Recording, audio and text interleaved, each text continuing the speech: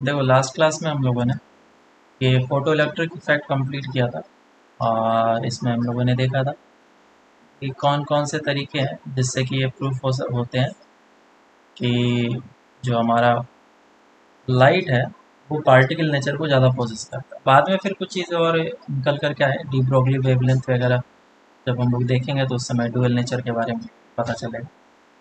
ये photo electric effect था। अब हम लोग नेक्स्ट स्टार्ट करते हैं, that is force due to radiation या फिर radiation pressure. Force due to radiation. तो फोर्स ड्यू टू रेडिएशन का मतलब क्या है? रेडिएशन मतलब इलेक्ट्रोमैग्नेटिक वेव, और इलेक्ट्रोमैग्नेटिक वेव के कारण से लगने वाला फोर्स, इसे ही हम लोग फोर्स ड्यू टू रेडिएशन बोलते हैं। और दूसरा इसका नाम हम लोग रेडिएशन प्रेशर भी बोलते हैं। मतलब कि फोटॉन्स के फॉल करने के कारण से किसी भी सरफेस पे जो प्रेशर एक्सर्ट होगा उसे हम लोग रेडिएशन प्रेशर बोलते हैं। तो पहले कॉन्सेप्ट हम लोग समझ लेते हैं और उसी पे बेस्ड हम लोग डेरिवेशन भी करेंगे। तो जब एडवांस लेवल के क्वेश्चन आएंगे तो जिस तरीके से डिराइव किया जा रहा है वही इंपॉर्टेंट होगा, बाकी चीज़ उतना इम्पोर्टेंट होगा नहीं, फॉर्मूलेस वगैरह उतना इम्पोर्टेंट नहीं होगा। तो देखो कॉन्सेप्ट क्या है, मान लो कि हमारे पास ढेर सारे बॉल हैं, 1 2 3 4 5, बहुत सारे बॉल है ना, ढेर सारे बॉल है, ज़्यादा दिखा नहीं रहा। तो ये बॉल क्या कर रहे हैं, फॉल कर रहे हैं।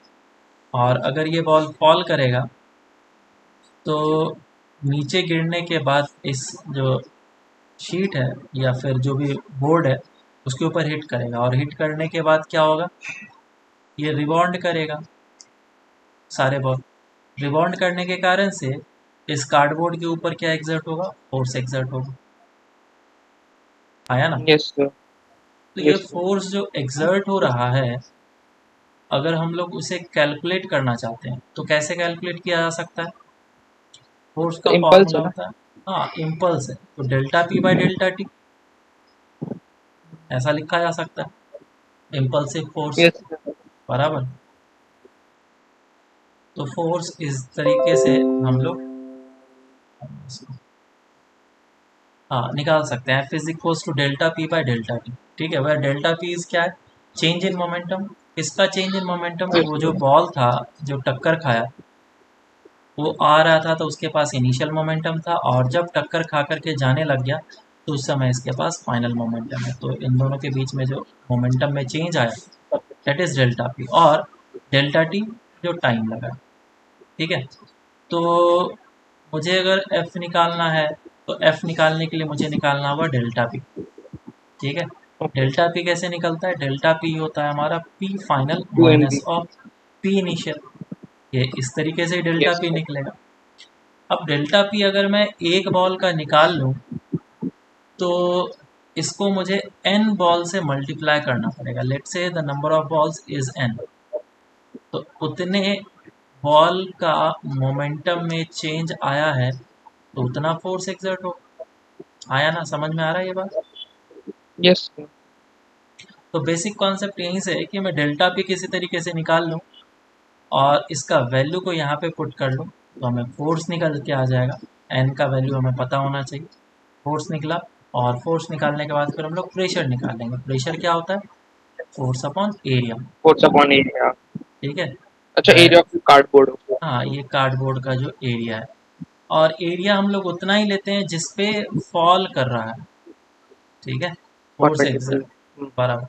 खैर परपेंडिकुलर वगैरह के बारे में हम लोग आगे जाके समझेंगे, अभी हम लोग सिंपल सिंपल काम करेंगे। तो आई थिंक तुम लोग को समझ में आ गया होगा कि आगे हम लोग किस तरीके से प्रोसीड करने वाले हैं। समझ में आया क्या? चेंज इन मोमेंटम पे काम करेंगे। Yes sir. हाँ, अब यही कॉन्सेप्ट है, और इसी कॉन्सेप्ट को हम लोग रेडिएशन प्रेशर में अप्लाई करना चाह रहे हैं। तो रेडिएशन प्रेशर में क्या होगा कि मान लो मेरे पास एक कार्डबोर्ड है फिर से, या फिर एक पेपर है, मेटेलिक सरफेस है, कुछ भी हो सकता है, और इस पे फोटॉन्स फॉल कर रहे हैं। फोटॉन्स क्या, छोटा छोटा बॉल की तरह एज्यूम किया जा सकता है, और ऐसे से ढेर सारे फोटॉन्स फॉल कर रहे हैं। अगर ये फोटॉन्स फॉल करेंगे तो इनके पास होता है मोमेंटम, है ना, और कितनी Yes. इंटेंसिटी का लाइट इसके ऊपर फॉल कर रहा है वो आई गिवन है, और जो वेवलेंथ है वो लेमडा है। ये हमें इंफॉर्मेशन गिवन है। इसका क्रॉस सेक्शन एरिया ए है, और जो फोटॉन्स फॉल कर रहे हैं वो बिल्कुल परपेंडिकुलरली फॉल कर रहे हैं, सरफेस के ऊपर परपेंडिकुलरली फॉल कर रहे हैं इस तरीके से। चलो तो अब एक एक करके काम करते हैं। हम लोग को निकालना क्या था, चेंज इन मोमेंटम। तो इनिशियल मोमेंटम कितना है, कोई भी लैम्डा वेवलेंथ है तो उसका वेवलेंथ कितना, सॉरी मोमेंटम कितना होता है, H by lambda. H by lambda. और ये जो मोमेंटम है ये हमारा इनिशियल है। तो जब टक्कर खाएगा तो ये जो फोटोन है वो दो तरीके से बिहेव कर सकता है, या तो कम्प्लीटली एब्जॉर्ब हो जाए या तो कम्प्लीटली रिफ्लेक्ट कर जाए, है ना। हम लोग ये दो केस एज्यूम कर रहे हैं। तो फर्स्ट केस एज्यूम कर लेते हैं हम लोग कि लेट से ये कम्प्लीटली एब्जॉर्ब हो रहा है, ऑल फोटोन्स आर एब्जॉर्ब। तो बेसिकली इसमें ए और आर का हेल्प लिया जाता है। ए अगर 1 है वो कम्प्लीटली एब्जॉर्ब हो रहा है, और आर का वैल्यू अगर 1 है तो कम्प्लीटली रिफ्लेक्ट हो रहा है। याद होगा तुम्हें जब हम लोगों ने हीट ट्रांसफर पढ़ा था तो उस समय हम लोगों ने इस चीज़ का जिक्र किया था, है ना। तो अच्छा हाँ yes sir. इनिशियल मोमेंटम टक्कर खाने से पहले, और जब एब्जॉर्ब हो चुका है तो फाइनल मोमेंटम कितना हो जाएगा, 0 जीरो हो जाएगा। तो रेस्ट पे आ चेंज गया इन मोमेंटम कितना होगा, change in minus momentum, H by lambda.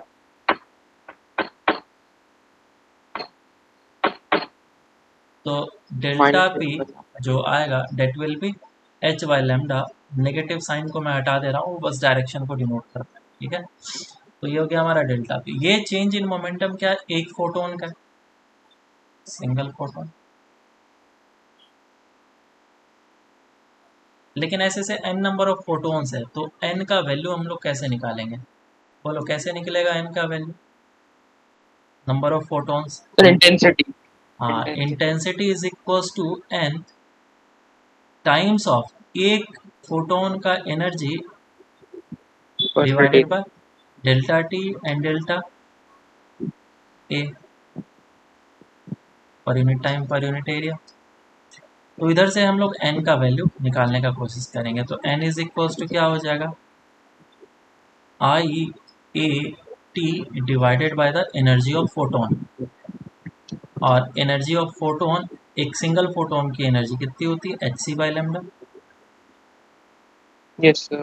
ठीक है। तो इधर से मेरे पास निकल के आ गया नंबर ऑफ फोटॉन्स, ठीक Okay. है, number of Yes photons. sir. और ये जो टी है वो टाइम है। तो अगर टी को मैं हटा दूं तो number of photons per unit time आ जाएगा, पर यूनिट हाँ सर टाइम। समझा.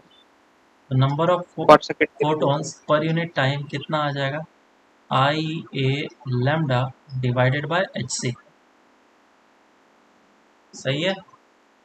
अब इस फॉर्मूले को तुम अच्छे तरीके से याद रख सकते हो, I A lambda divided by H c. वो क्या चीज़ है, number of photons per unit time. per unit time. एक सेकंड में कितना फॉल कर रहा है हाँ, सरफेस पे फोटो. तो हाँ. ये चेंज इन मोमेंटम था एक फोटोन का, और इतना n नंबर ऑफ फोटोन्स अगर फॉल करेगा तो कितना चेंज इन मोमेंटम होगा। तो मैं n से मल्टीप्लाई N कर lambda. देता हूँ, चेंज Yes. इन मोमेंटम,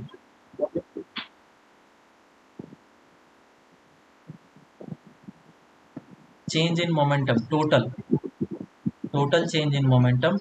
और n से अगर मैं मल्टीप्लाई करता हूँ तो क्या ये पर यूनिट टाइम हो जाएगा, Change in per unit time क्यों? क्योंकि ये पहले से पर यूनिट टाइम है ना n के साथ। ओके हाँ जब मैं सॉरी इसके सर. साथ मल्टीप्लाई करूंगा तो पर यूनिट टाइम देगा मुझे। तो यस सर। ये हो गया total change in momentum per unit time which is nothing but force. आया ना? ओके। यस सर, समझ। ठीक है, तो देखो तुमने एफ इधर से निकाल लिया, एन का वैल्यू पुट कर लेता हूँ मैं, I A lambda divided by H c into delta p. Delta p का वैल्यू हमने इधर से निकाल के रखा है, that is h h by by lambda, और एच से एच कैंसिल आउट, लेमडा से लेमडा कैंसिल आउट, और ये हो जाएगा आई ए डिवाइडेड बाय सी।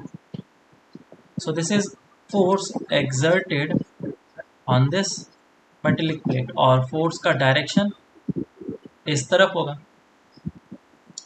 अब ये फोर्स निकला तो मैं उस पर प्रेशर भी निकाल सकता हूँ। प्रेशर पर यूनिट कितना, हाँ, एरिया। यस।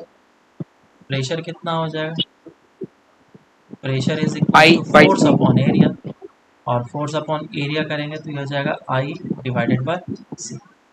ये हमारा आंसर निकल गया। तो ये फॉर्मूला हम लोग तभी यूज करेंगे जब ए का वैल्यू 1 होगा। Okay, completely absorb. हाँ, वापस कंप्लीटली कुछ एब्सॉर्ब करेगा।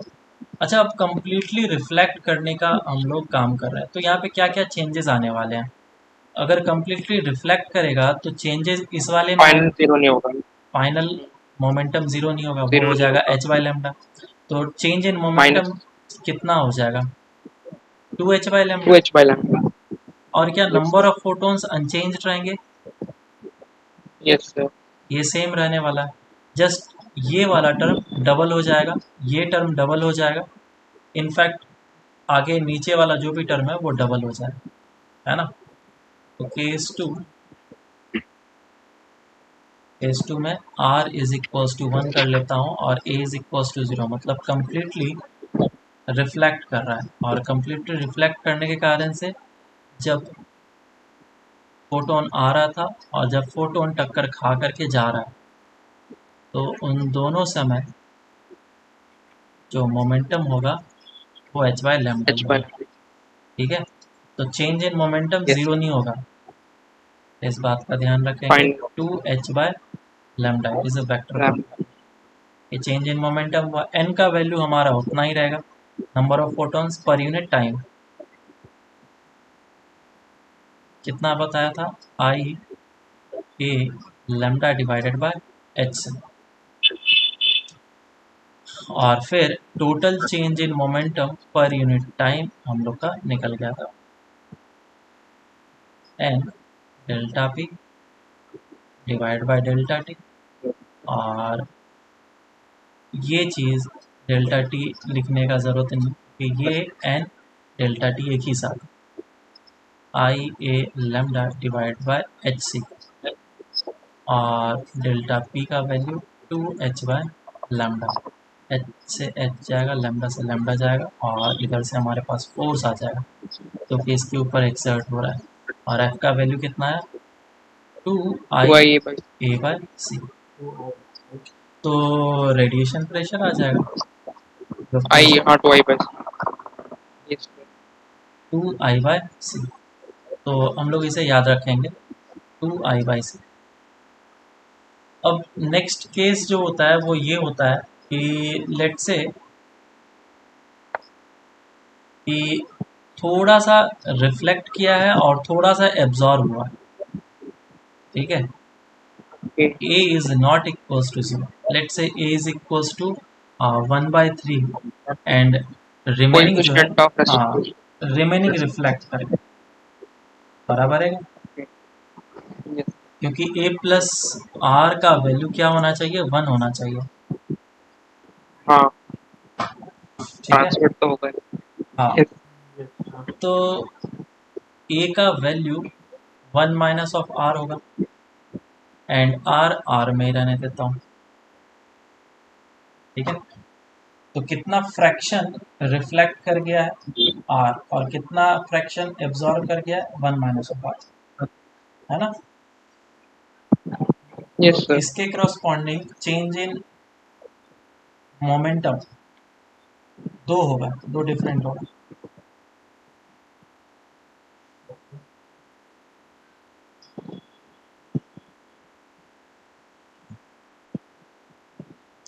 एक ये वाला और एक ये वाला। मान लेता हूँ कि 1 माइनस ऑफ आर जो है वो रिफ्लेक्ट कर गया है, sorry 1 minus of r absorb कर गया है,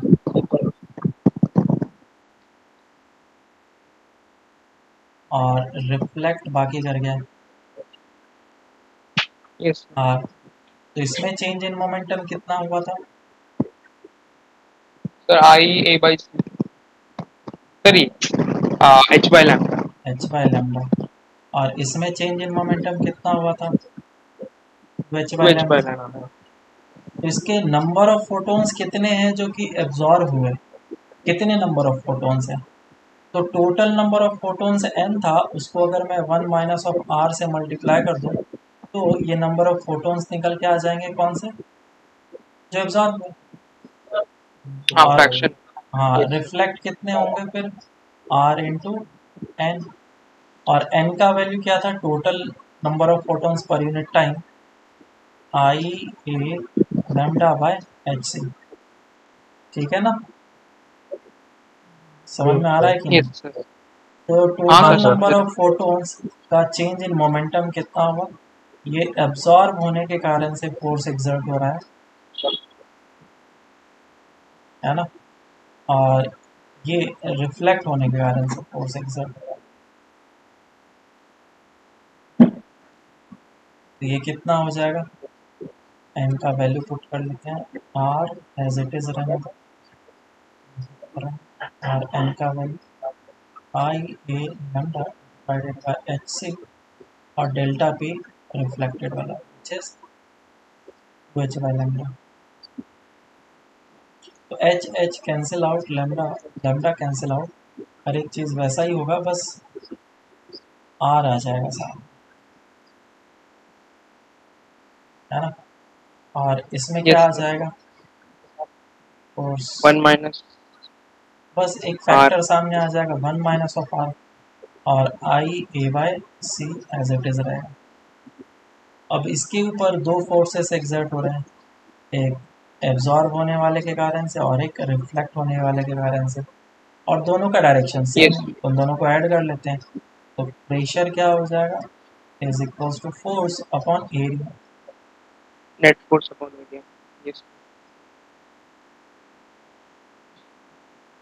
इन दोनों को ऐड करो, कितना आ रहा है ये? R plus I A 1 by minus of r 1 plus I r आता ए बाय सी, और एरिया से डिवीजन। कितना आ रहा है? 1 प्लस ऑफ आर। है। Yes so radiation pressure 1 plus r into I by c. ये फॉर्मूला निकल कर, यस सर। ये रेडिएशन प्रेशर का। तो ये सारे फार्मूले, तीन फार्मूले हम लोग को देखने के लिए मिला।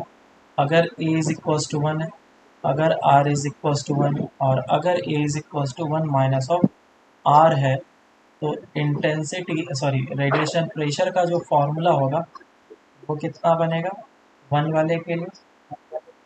आई बाई सी।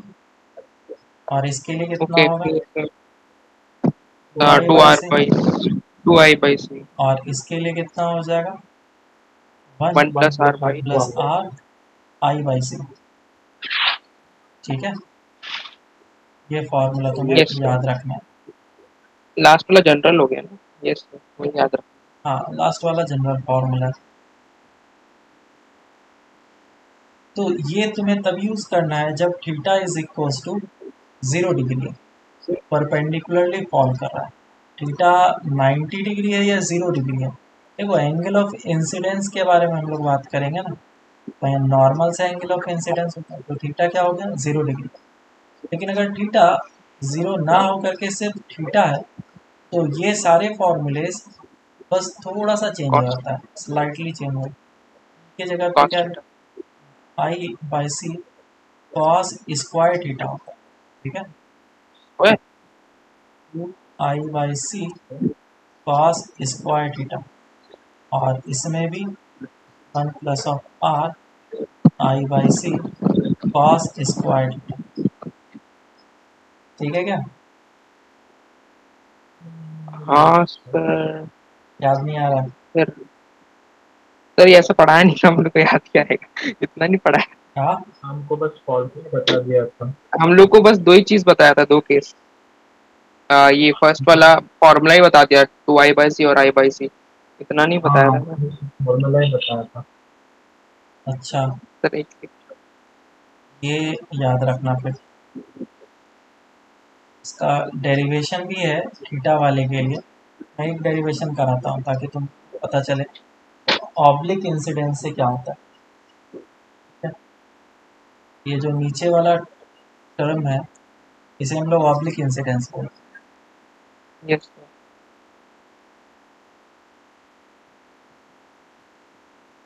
Cos square. बोलो कौन सा केस बताऊँ, फर्स्ट, सेकेंड या थर्ड? थर्ड वाला।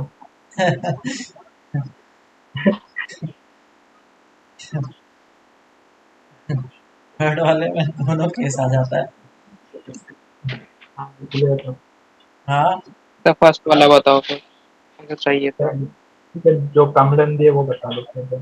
सेकंड वाला सर। हाँ वो अच्छा मैं फर्स्ट अच्छा वाला लगा। बताता हूँ, सेकंड वाला भी बता सकता हूँ। थर्ड वाला सबसे ज़्यादा कॉम्प्लिकेटेड है, एक ही बार मैं बर्डन नहीं डालना चाहता, तो पहले मैं फर्स्ट वाला बताता हूँ। ठीक है? फर्स्ट क्या है, A is equals to 1, one. है ना? A one one. Is equals to 1 है, मतलब कंप्लीटली एब्जॉर्ब हो रहा है। अब थोड़ा बात को समझना, प्रॉब्लम कहाँ पे होता है। जब ऑब्लिक इंसिडेंस होता है तो इंटेंसिटी और प्रेशर को हम लोग अलग तरीके से डिफाइन करते हैं। ठीक है? हालांकि डिफाइन करने का तरीका हमेशा पहले भी वही था, अभी भी वही है, लेकिन क्योंकि नॉर्मल इंसिडेंस था तो प्रॉब्लम नहीं हो रहा था, लोग आराम से फॉर्मूला यूज़ कर पा रहे थे। लेकिन अब यहाँ पे जब ऑब्लिक इंसिडेंस होता है तो क्योंकि ये वेलोसिटी पर्टिकुलर एंगल से आ रहा है ना, तो पहले मैं इंटेंसिटी को डिफाइन करता हूँ। इंटेंसिटी हम लोग कैसे लिखते हैं, इंटेंसिटी इज इक्वल टू क्या लिखते हैं हम लोग, एनर्जी पर एरिया पर टाइम। है ना, per unit power upon area directly लिखता हूँ। तो जब अब इसमें हम लोग एरिया लेते हैं तो एरिया जो होता है हमारा परपेंडिकुलर वाला होता है। ये ओके। इस तरीके से सही तरीके से लिखना चाहिए। क्यों? क्योंकि ये वाला फोटोन और ये वाला फोटोन दोनों साथ में निकला है और दोनों एक ही वेव फ्रंट में। ठीक है? तो क्या वही दोनों साथ में पहुंच रहा है क्या? नहीं, तो दोनों साथ में नहीं नहीं। पहुंच रहा है, ऐसा पहुंच रहा है। तो मुझे एरिया का कंपोनेंट लेना पड़ेगा। इंटेंसिटी ये इस तरीके से डिफाइन है, तुम इस तरीके से लोगे तो कंप्लीट इंटेंसिटी इसके ऊपर गिर रहा है, लेकिन इस तरीके से इंटेंसिटी का कंपोनेंट गिरता है। तो इसी तरीके से यहाँ पे हम लोग एरिया का कंपोनेंट लेंगे। तो ये जो एरिया है इसका कंपोनेंट इस तरफ जाएगा, ये जो एंगल होगा वो हम लोग कंपोनेंट लेंगे। तो ये परपेंडिकुलर कॉल करता हुआ मुझे। दूसरा प्रेशर के बारे में बात करते हैं। प्रेशर इज इक्वल्स टू होता है फोर्स अपॉन एरिया। जब हम लोग फोर्स अपॉन एरिया लिखते हैं तो यहाँ पे कौन सा कंपोनेंट लिया जाएगा, एरिया का कंपोनेंट लिया जाएगा या फोर्स का कंपोनेंट लिया जाएगा? क्योंकि फोर्स किसी पर्टिकुलर फोर्स। एंगल एंगल पे लग रहा फोर्स। है ना, फोर्स तो ऐसे करके लगेगा। तो यहाँ पे मुझे किसका कंपोनेंट लेना चाहिए, एरिया का या फोर्स का या दोनों का? तो फोर्स फोर्स परपेंडिकुलर जो फोर्स है उस एरिया को, ये वो वाला फोर्स फोर्स का। जो परपेंडिकुलर होगा उस फोर्स का परपेंडिकुलर मुझे यहाँ पे कंपोनेंट लेना पड़ेगा। ठीक है? क्योंकि इस फोर्स का दो कंपोनेंट है, एक इस डायरेक्शन में और एक इस डायरेक्शन में। तो ये जो कंपोनेंट होगा एफ कॉस थीटा वो इसको प्रेशर नहीं दे सकता। इसका हाँ सर। परपेंडिकुलर फोर्स जो है एफ साइन थीटा, ये प्रेशर एग्जर्ट करने में हेल्प कर सकता है, इसीलिए यहाँ पे एफ परपेंडिकुलर लेते हैं। ठीक है, तो ये दो चीज़ ज़्यादा इम्पोर्टेंट है। अगर ये दो चीज़ आता है तो हम लोग आगे डेरिवेशन में प्रोसीड कर सकते हैं। चलो, तो A is equal yes to one है, तो जितने भी सारे रेज हैं, फोटोन्स हैं, वो क्या होने वाले हैं? एब्जॉर्ब होने वाले हैं।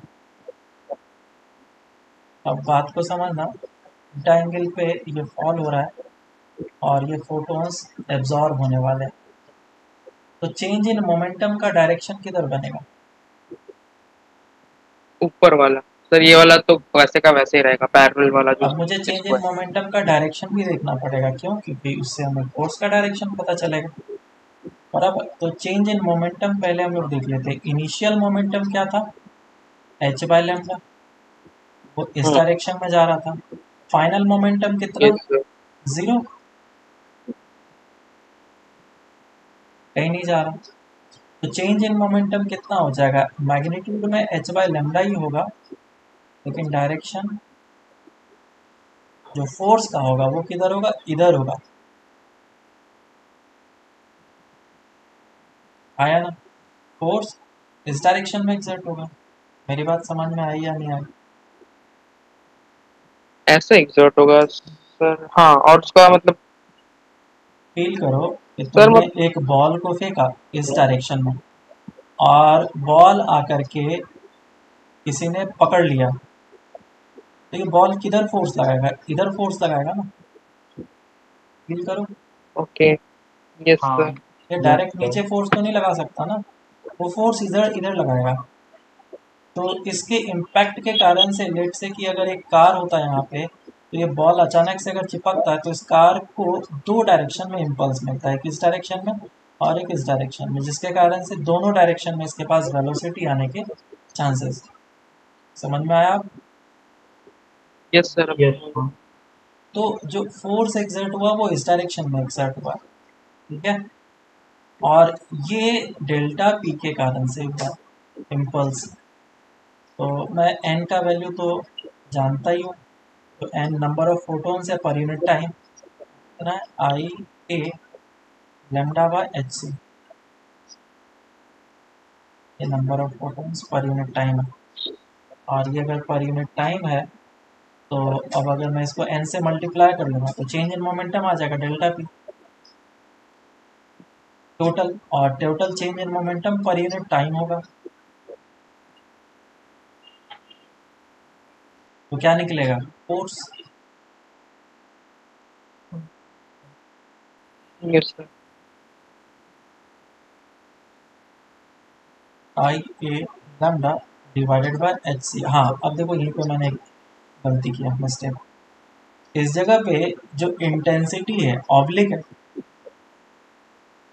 हाँ ऑब्लिक अगर हाँ इंसिडेंस हो रहा है, तो मैं अब यहाँ पे बताता हूँ, आई इज इक्वल टू होगा n E energy of photon divided by per unit time per unit area, ऐसे लिखेंगे। तो मुझे ए को क्या लिखना पड़ेगा?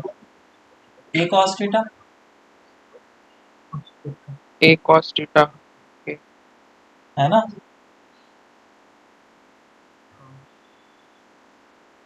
नहीं समझ में आया? तो जो लाइट को सर परपेंडिकुलर रहे वो लाइट तो वाला। इस तरीके से आ रहा है ना, एंगल पे, तो मुझे एरिया का कंपोनेंट लेना यस। पड़ेगा इंटेंसिटी का अच्छा, फॉर्मूला यूज करने उसके से। डायरेक्शन में ही। हाँ, उस एरिया को परपेंडिकुलर लेना पड़ेगा ना, क्योंकि ऐसे करके फॉल कर रहा है, और एरिया है तुम्हारा ऐसा। एरिया का कंपोनेंट इस डायरेक्शन में कितना आ जाएगा? ए कॉस थीटा, ठीक है। Yes sir. यस यहाँ पे मुझे क्या लिखना होगा? एक कॉस थीटा, बराबर है। यस सर, एरिया का प्रोजेक्शन दिया आपने। इधर कॉस थीटा मल्टीप्लाई हुआ, और एन का वैल्यू लिखा गया, और डेल्टा पी कितना है? H by lambda, H by lambda, और जो भी है एच एच कैंसिल आउट हो जाएगा, लैम्डा लैम्डा कैंसिल आउट हो जाएगा, और इधर से जो फोर्स एक्सटर्नल निकल कर के आया, कितना निकल के आया? I A cos theta by cos theta by c. ध्यान से समझना, ये जो फोर्स है, ये जो फोर्स है वो एक एंगल पे लग रहा है। ओके तो हाँ, अच्छा उसका एंगल भी पे लग कंपोनेंट रहा ले है। रहे हैं। हाँ, तो अब मुझे क्या करना पड़ेगा, प्रेशर के लिए फोर्स का कंपोनेंट लेना पड़ेगा। क्या हो यस गया? सर, रोज कोविड के पेशेंट जाते हैं इधर से, अच्छा, बहुत बढ़ रहा है। तो कंपोनेंट कितना आ जाएगा, एफ। अच्छा, एंगल देखो जरा,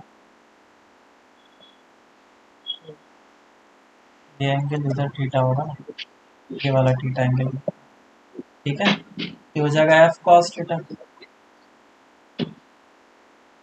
डिवाइडेड बाय एरिया। तो एफ का वैल्यू पुट कर लो, ए से कैंसिल आउट हो जाएगा और ये हो जाएगा I by c cos square theta. So this is radiation pressure. बोलो, समझ में सर आया? आपने थीटा ऊपर माना था ना शायद से पहले। थीटा एंगल ऑफ इंसिडेंस है, आपने ये लिया था ना, देखिए सर। ठीक है। एंगल ऑफ इंसिडेंस ही होगा ना थीटा,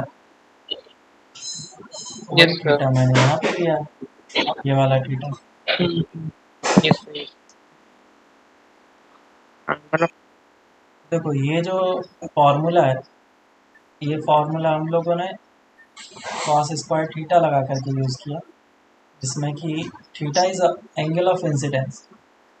इस बात का याद रखना, नहीं तो फॉर्मूला हमारा गलत हो जाएगा।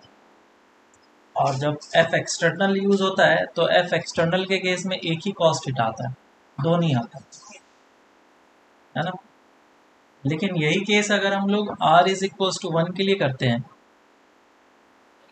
तो यहाँ पे डिफरेंट आ जाता है। इस जगह पे जो वैल्यू होता है वो डिफरेंट हो जाता है। क्यों? देखो, r इज इक्वल टू जब 1 होगा तो कंप्लीटली रिबॉन्ड कर जाएगा, इस तरह से आ रहा था और टक्कर खाने के बाद इस डायरेक्शन में चला जाएगा। तो चेंज इन मोमेंटम का जो डायरेक्शन बनेगा वो इस डायरेक्शन में बनेगा। Perpendicular to sir. फील करो कि तुमने एक बॉल को फेंका, बॉल आया, टक्कर खाया, टक्कर खाने के बाद उधर चला गया, तो इस जो भी बोर्ड है इसके ऊपर फोर्स किधर एग्जर्ट होगा, एग्जैक्टली नीचे, है ना। तो ये चेंज इन मोमेंटम का डायरेक्शन ही कुछ इस तरीके से बन रहा है कि एफ एक्सटर्नल हमें परपेंडिकुलर मिल रहा है और इसमें कंपोनेंट लेने की जरूरत नहीं पड़ेगी जब हम लोग प्रेशर ओके। निकालेंगे, है ना। Yes sir. हाँ, यहाँ पे डायरेक्ट नीचे तो ही है। यहाँ पे चेंज इन मोमेंटम का फॉर्मूला ही चेंज हो रहा है। कैसे चेंज होगा? ये अगर एंगल थीटा है तो इस डायरेक्शन में p cos थीटा आएगा और इधर आएगा p sin theta.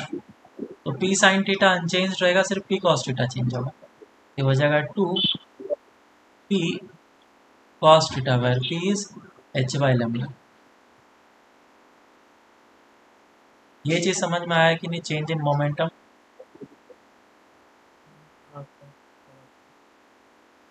Yes sir. ये तो सेंटर ऑफ मास में कितनी बार काम किया होगा ये सारी चीजें, हाँ सर, है ना। परपेंडिकुलर बस, तो लाइन ऑफ इम्पैक्ट अब के अलावा। n का वैल्यू हम लोग क्या यूज करेंगे? Number of photons per unit time, I A by C lambda था, I A lambda by H C और एक कॉस थीटा मल्टीप्लाइड का। तो हमारा फोर्स का फॉर्मूला क्या हो जाएगा?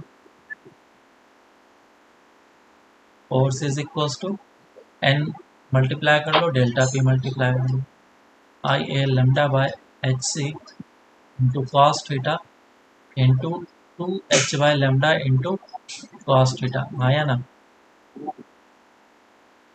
बोलो, समझ में आ रहा है? यस। तो इस यस जगह पे सर। कॉस स्क्वायर थीटा पहले ही आ गया। ओके। और एरिया का प्रोजेक्शन लेना ही नहीं है ना वो तो, क्योंकि वो क्योंकि फोर्स तुम्हारा, परपेंडिकुलर ही है हाँ, उसको। फोर्स तो परपेंडिकुलर ही लग रहा है, तो यस। एरिया, तो प्रेशर अब कितना हो जाएगा? Radiation pressure force upon area, और कभी कराई थी। जो एरिया है वो ए ही रहेगा क्योंकि फोर्स परपेंडिकुलर ही लग रहा है। तो आंसर कितना आ जाएगा, 2 होगा 2I/c into cos square theta. ठीक है, तो ध्यान रखना कि जो प्रेशर है, प्रेशर के फॉर्मूले में शॉर्ट ट्रिक आराम से लग जाएगा, कॉस स्क्वायर थीटा हर एक में मल्टीप्लाई कर लो। लेकिन फोर्स में हर एक में कॉस स्क्वायर थीटा मल्टीप्लाई नहीं होता। ठीक है, अब तीसरा वाला जो केस है वो तो तुम कर ही सकते हो, क्योंकि उसी दोनों का समेशन होगा। जो केस थर्ड है, लास्ट वाला केस, उसमें दो फोर्स एग्जर्ट कर रहे हैं। एक फोर्स किसके कारण से है, एब्जॉर्ब होने के कारण से। तो एब्जॉर्ब होने के कारण से जो फोर्स होगा वो किस डायरेक्शन में लगेगा, इस डायरेक्शन में। Yes sir. और जो फोर्स है इसके कारण से, रिफ्लेक्ट होने के कारण से, तो वो किस डायरेक्शन में लगेगा, बिल्कुल नीचे, है ना। Yes sir, perpendicular to sir. हाँ, तो जब हम लोग प्रेशर निकालेंगे तो प्रेशर निकालने के टाइम पे फोर्स हमें हमेशा परपेंडिकुलर वाला लेना पड़ेगा। तो परपेंडिकुलर फोर्स कितना हो जाएगा, ये एफ आर एंगल ही है। थीटा, अच्छा, इसका कंपोनेंट भी आएगा sir, F R plus F A plus F cos A theta cos theta. Divided by area. ठीक है क्या, इस तरीके से निकालेंगे। और जब इसको निकाला जाता है कैलकुलेट करने के बाद यही आता है आंसर, है ना। बस 1 प्लस ऑफ आर लिखेंगे I/c cos square theta. Clear है क्या। Yes sir, clear. चलो एक क्वेश्चन कर लो, एक ही क्वेश्चन करो। वैसे तो मेंस लेवल के क्वेश्चन इसमें तुम्हें मिल जाएंगे। इस तरीके से लेवल के कोई मेंस लेवल क्वेश्चन नहीं, दिखा देता हूँ। बोला जाएगा कि एक टॉर्च जलाया गया और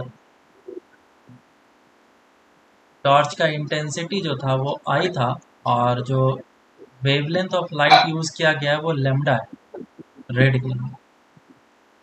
ये इंफॉर्मेशन गिवन है। और इसका जो क्रॉस सेक्शन एरिया है, बोला गया रेडियस आर है, स्मॉल आर। इसके ऊपर एक पेपर रखा गया है,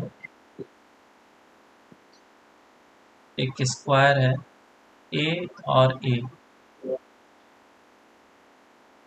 तो मैक्सिमम इसका कितना मास हो सकता है ताकि ये पेपर इसी जगह पे स्टेबल इक्विलिब्रियम में रहे। Find the sir maximum to. Mass of this paper. और कंसीडर करना है कि जितने भी लाइट फॉल हो रहे हैं सभी एब्जॉर्ब हो जा रहे हैं। सभी अब्जॉर्ब हो जाएंगे। हाँ, सारे लाइट एब्जॉर्ब हो जा रहे सर एक हैं। मेंस लेवल का क्वेश्चन सिंपल। तो देखो इसमें क्या करना पड़ेगा, इस पे फोर्स ऊपर की डायरेक्शन में लगेगा और mg नीचे की डायरेक्शन में लगेगा। तो रेडिएशन प्रेशर के कारण से जो फोर्स लग रहा है वो mg के बराबर हो जाए। Radiation pressure into area mg के बराबर होना चाहिए। रेडिएशन प्रेशर का फॉर्मूला क्या होगा, कंप्लीटली एब्जॉर्ब कर रहा है तो I/c, ये I/c हो जाएगा। अब क्रॉस सेक्शन एरिया कितना लेना पड़ेगा, ये पाई एरिया आर स्क्वायर। कितना लेना चाहिए, पाई आर स्क्वायर या फिर A square. Sir pi are square पे तो गिर रहा है सीधा सीधा। जितने पे गिर रहा है उसका लेंगे। हाँ, उतना सा ही एरिया लेंगे। तो ये हो जाएगा, और इधर से हम लोग निकाल लेंगे बाकी चीज़ें, एम का वैल्यू निकालना। क्लियर है। M C. Yes sir. Next question करो। और क्वेश्चन काफ़ी बढ़िया है। ये एक स्फीयर है, ठीक है, और इस तरफ से लाइट फॉल कर रहा है। इसकी इंटेंसिटी आई है और वेवलेंथ लैम्डा है। बराबर। और स्फीयर का रेडियस जो है वो आर है।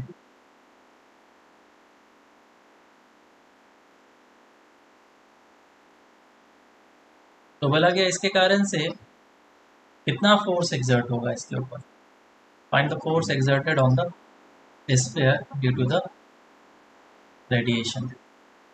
और सारे एब्जॉर्ब हो जा रहे हैं, एज्यूम करना है ए इज इक्वल टू 1।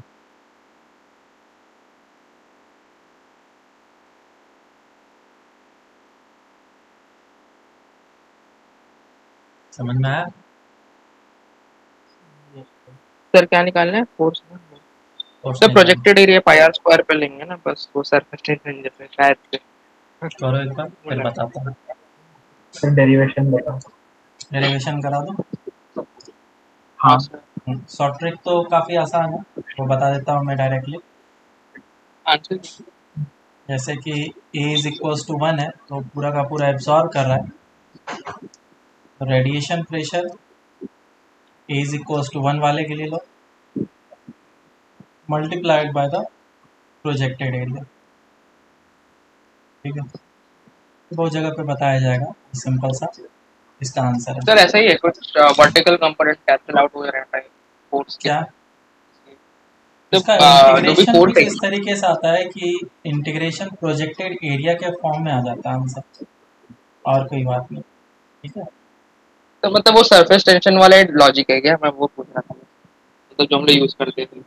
हाँ सरफेस टेंशन वहाँ पे हम लोगों ने पढ़ा था ना, उसमें प्रोजेक्टेड एरिया से मल्टीप्लाई कर लेते हैं डायरेक्टली, क्योंकि प्रेशर तो वही हर एक तरफ है। लॉजिक ना। हाँ, इंटीग्रेशन वैसा ही लॉजिक का होता है। ठीक है,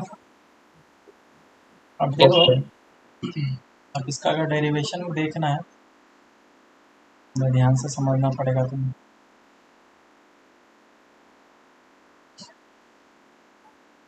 तो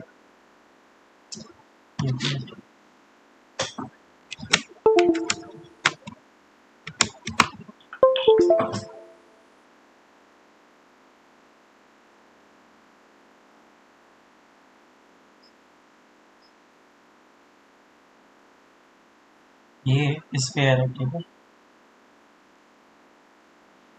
और जो रेडिएशन है वो फॉल कर रहे हैं इस तरफ से। मान लो कि ये रेडिएशन इस तरफ से आ रहा है और ये फॉल किया। जब ये फॉल किया तो एब्जॉर्ब हो जाएगा, लेकिन फोर्स तो एक्सर्ट करेगा। फोर्स किस डायरेक्शन में एक्सर्ट करेगा? इस डायरेक्शन में एक्सर्ट करेगा फोर्स। Yes sir. और मुझे फोर्स का लेना होगा कंपोनेंट। दूसरा हाँ। किसके चीज, नो? दूसरा चीज जो इंटेंसिटी है, वो इंटेंसिटी के लिए जो एंगल है वो बार बार कंटिन्यूसली चेंज हो रहा है। कभी यहाँ पे फॉल हाँ कर रहा है, कभी इस जगह पे फॉल कर रहा है, तो एरिया से एंगल जो बन रहा है वो डिफरेंट डिफरेंट बन रहा है। दिख रहा है?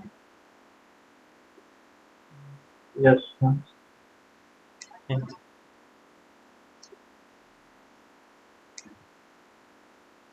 तो मैंने क्या किया, थीटा एंगल पे जा करके डी थीटा एलिमेंट चूज किया। तो इस जगह पे क्या मिलेगा मुझे? एक रिंग। और इसी रिंग के ऊपर फॉल कर रहा होगा जितने भी सारे रेडिएशन है। अभी हम लोग सिर्फ इसी रेडिएशन के बारे में बात कर रहे हैं। तो ये अगर एंगल थीटा है,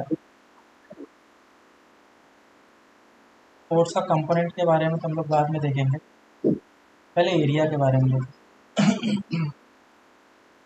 रेडिएशन इस डायरेक्शन में फॉल कर रहा है, एरिया जो भी है वो कैसा है? ऐसा है। मुझे इसका कंपोनेंट अच्छा लेना पड़ेगा।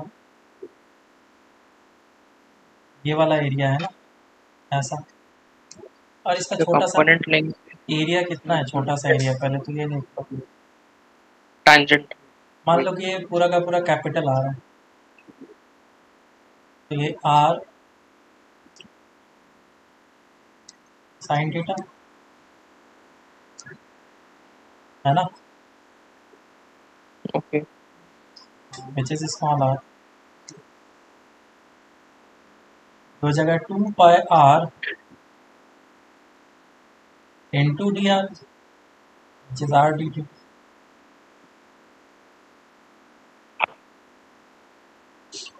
समझ में आएगा। हाँ सर आर डी टी और आर का वैल्यू कितना है आर साइन थीटा।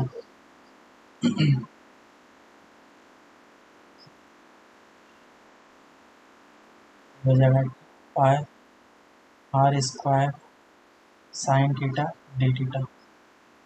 ये छोटा सा एरिया होगा। अब इस एरिया का कंपोनेंट लेना पड़ेगा, है ना।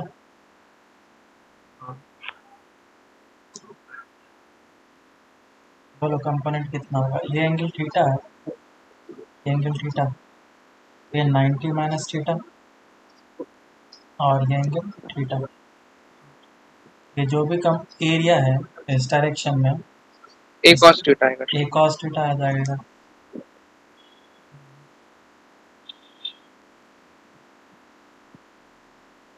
मुझे लेना होगा D A cos theta. Number of photons निकालने के लिए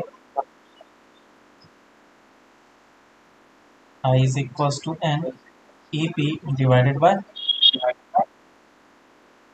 ए इंटू T और A। T ए को परपेंडिकुलर यस है ना, हो जाएगा I और D A cos theta divide by EP which is H C by lambda. Yes sir D A का वैल्यू हम लोग यहाँ पे पुट कर सकते हैं। तो number of photons per unit time निकला। 2 पाई आर अब क्या करना पड़ेगा,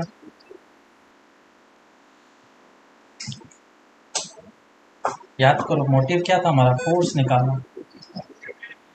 नंबर ऑफ फोटोन पर यूनिट टाइम है ना। ओके फोर्स तो कैसे इनटू निकलेगा।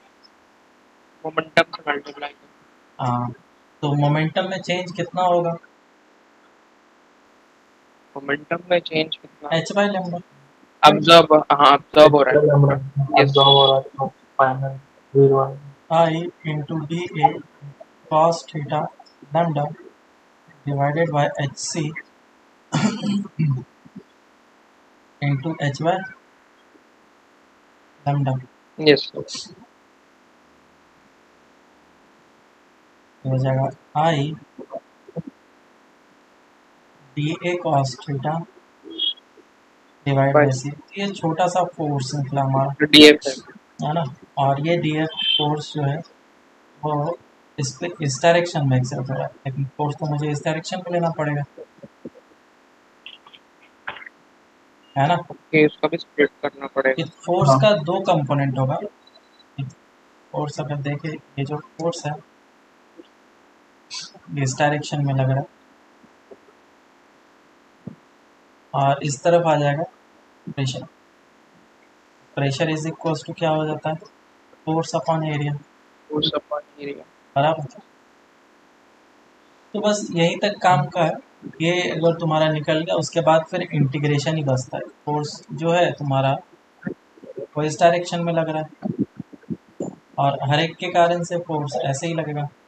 हमें क्या निकालना है, एग्जैक्ट फोर्स निकालना था कि एक्सटर्नल फोर्स जो है इस स्फीयर के ऊपर कितना लग रहा है, बराबर है क्या। तो ये फोर्स मुझे बस निकालना है। इस फोर्स का इंटीग्रेशन करना पड़ेगा यस और इसका इंटीग्रेशन हम लोग करेंगे तो आंसर आ जाएगा। वैल्यूज को पुट करना है। आई डी ए के जगह पे pi are square sine theta into cos theta d theta divided by c. तो लिमिट शायद से -π/2 से लेके π/2 आना चाहिए। I by c into pi are square integration sine theta into cos theta d theta. कहाँ से कहाँ तक लिमिट जाएगा, -5/2 से 5/2 शायद से लग रहा है। अगर मैं थीटा पे हूँ तो वो नीचे वाला भी सेलेक्ट हो जा रहा है ना। इसका मतलब मुझे 0 से लेकर के सिर्फ π/2 तक जाने की ज़रूरत है। नीचे select किया। नीचे भी तो सेलेक्ट हो जा रहा है ना, एरिया तो मैंने पूरा लिया ना। ये हाँ, ओके समझ में आया। एकदम पूरा ये लिया जो है। DA एरिया लिया है तो पूरा एरिया है ना, ऐसा तो Yes, नहीं कि सिर्फ ऊपर वाला का एरिया लिया, नीचे वाले का एरिया नहीं लिया। तो फोर्स जो निकला वो हमारा ऊपर और नीचे दोनों का निकला है। समझ में आया। ये सब थोड़ा-थोड़ा अब ये क्योंकि एब्जॉर्ब हो रहा है, फोर्स इस डायरेक्शन में लग रहा है, लेकिन अगर रिफ्लेक्ट हो रहा होता तो इसके ऊपर जो फोर्स लगता वो इस डायरेक्शन में ना लग करके इस डायरेक्शन में लगता, और जब इस डायरेक्शन में लगता तो मुझे फोर्स का भी कंपोनेंट लेना पड़ता, और फोर्स का कंपोनेंट लेके इंटीग्रेट करना पड़ता। अच्छा रिफ्लेक्शन में केस है हाँ, रिफ्लेक्शन के कंपोनेंट। केस। समझ में आया क्या। Yes sir. हाँ, तो अब सिंपल है, इसको बस तुम इंटीग्रेट कर दो, आंसर आ जाएगा। और जो फॉर्मूला है पर जो हम लोगों ने देखा शॉर्ट ट्रिक वाला, वो यूज़ कर सकते हैं हम लोग। प्रोजेक्टेड एरिया लेकर के मल्टीप्लाई कर लेना है बस। ठीक है, जैसे कि इसको यस बेस एडवांस का एक और क्वेश्चन है। ये कौन है, रेडियस r और हाइट है h, और इधर से रेडिएशंस फॉल कर रहे हैं,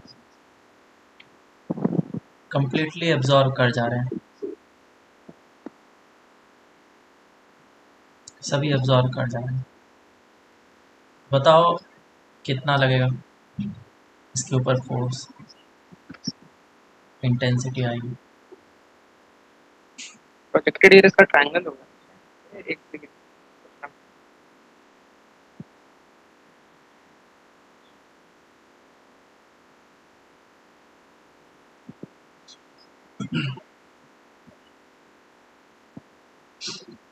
IHR/2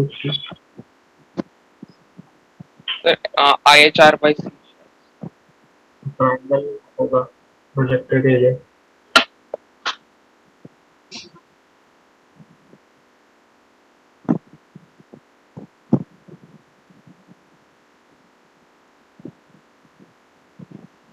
तो राइट है क्या, मतलब ट्रायंगल एरिया। कितना है।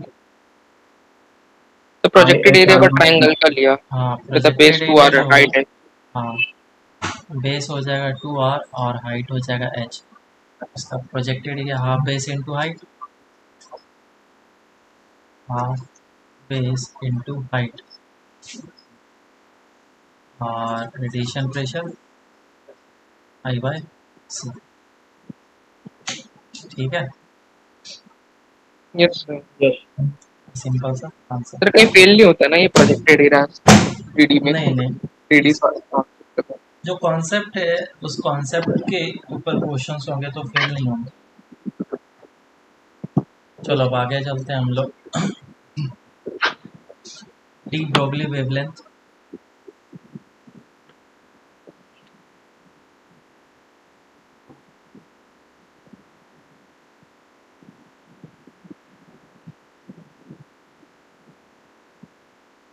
De Broglie wavelength and matter wave.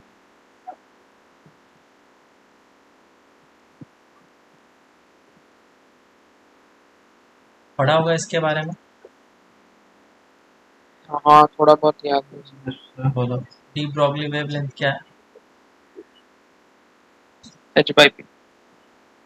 तो इसने क्या किया था, E इज इक्वल्स टू होता है hc/λ, और E इज इक्वल्स टू होता है mc²। तो इन दोनों इक्वेशन को क्लब कर दिया, hc/λ is equals to mc² किया, तो इधर से कितना आ जाएगा, that hc/mc² is equals to lambda. So lambda H is by equals MC. to h by m into c. इस पे मोमेंटम बोल दिया गया,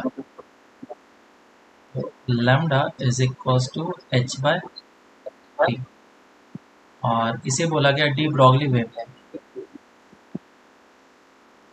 ये है डी ब्रॉगली वेवलेंथ।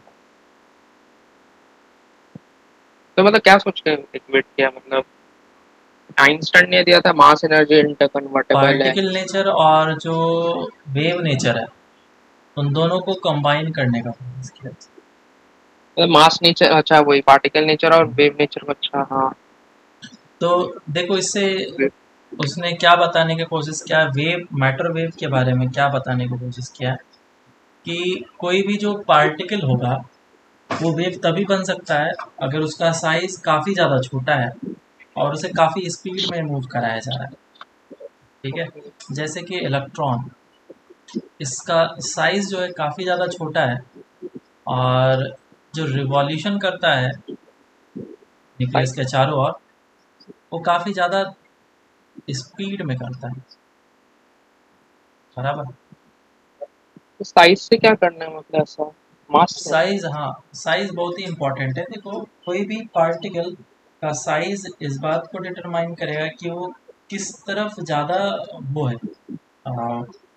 क्या बोलते हैं उसको, वेव नेचर को ज़्यादा पोजेस करेगा या फिर पार्टिकल नेचर को ऐसे ज़्यादा कैसे? पोजेस करेगा, उसका इन्फ्लुएंस उसके ऊपर उतना ज़्यादा हावी होता है। जैसे ट्रक है या फिर कोई एक बड़ा सा बॉल है, तो ये बॉल के पास डोमिनेटिंग कौन सा कैरेक्टर होगा, ये डोमिनेटिंग कैरेक्टर पार्टिकल नेचर, कभी भी वेव नेचर के नहीं वेव से दे सकता, नहीं बन सकता है ना। इसके लिए इसको वेव बनाने के लिए स्पीड ऑफ लाइट के इतना स्पीड होना पड़ जाएगा जो कि पॉसिबल नहीं है, उससे भी ज़्यादा होना पड़ जाएगा। तो डोमिनेटिंग नेचर कौन, जैसे कि मैं इंसान हूँ, मैं तो एक ऑब्जेक्ट हूँ, तो पार्टिकल नेचर मेरे अंदर ज़्यादा पोजेस है और मैं वेव नेचर को भी पोजेस नहीं कर सकता। तो लेकिन मुझे अगर दोनों चीज़ को पोजेस कराना है कि वेव नेचर को भी रखे और पार्टिकल को भी रखे, तो साइज उसका कंपेरेटिवली काफ़ी छोटा होना चाहिए, जैसे कि इलेक्ट्रॉन हो गया, है ना। इसका मास काफ़ी ज़्यादा कम होगा तो इसकी प्रोबेबिलिटी है कि ये वेव को भी रिप्रेजेंट कर पाए, और ऐसा ही होता है। ठीक है, तो एक्सटेंडेड कोऑर्डिनेट यूज। अगर ये इलेक्ट्रॉन मूव करेगा बहुत ही स्पीड में तो ये वेव की तरह भी बिहेव कर सकता है, और अगर वेव की तरह बिहेव करा तो इसके पास कुछ होगा वेवलेंथ, है ना। तो ऐसे पार्टिकल जो वेव की तरह बिहेव कर सकते हैं और उससे जो निकलेगा वेव, उसे हम लोग मैटर वेव बोलते हैं।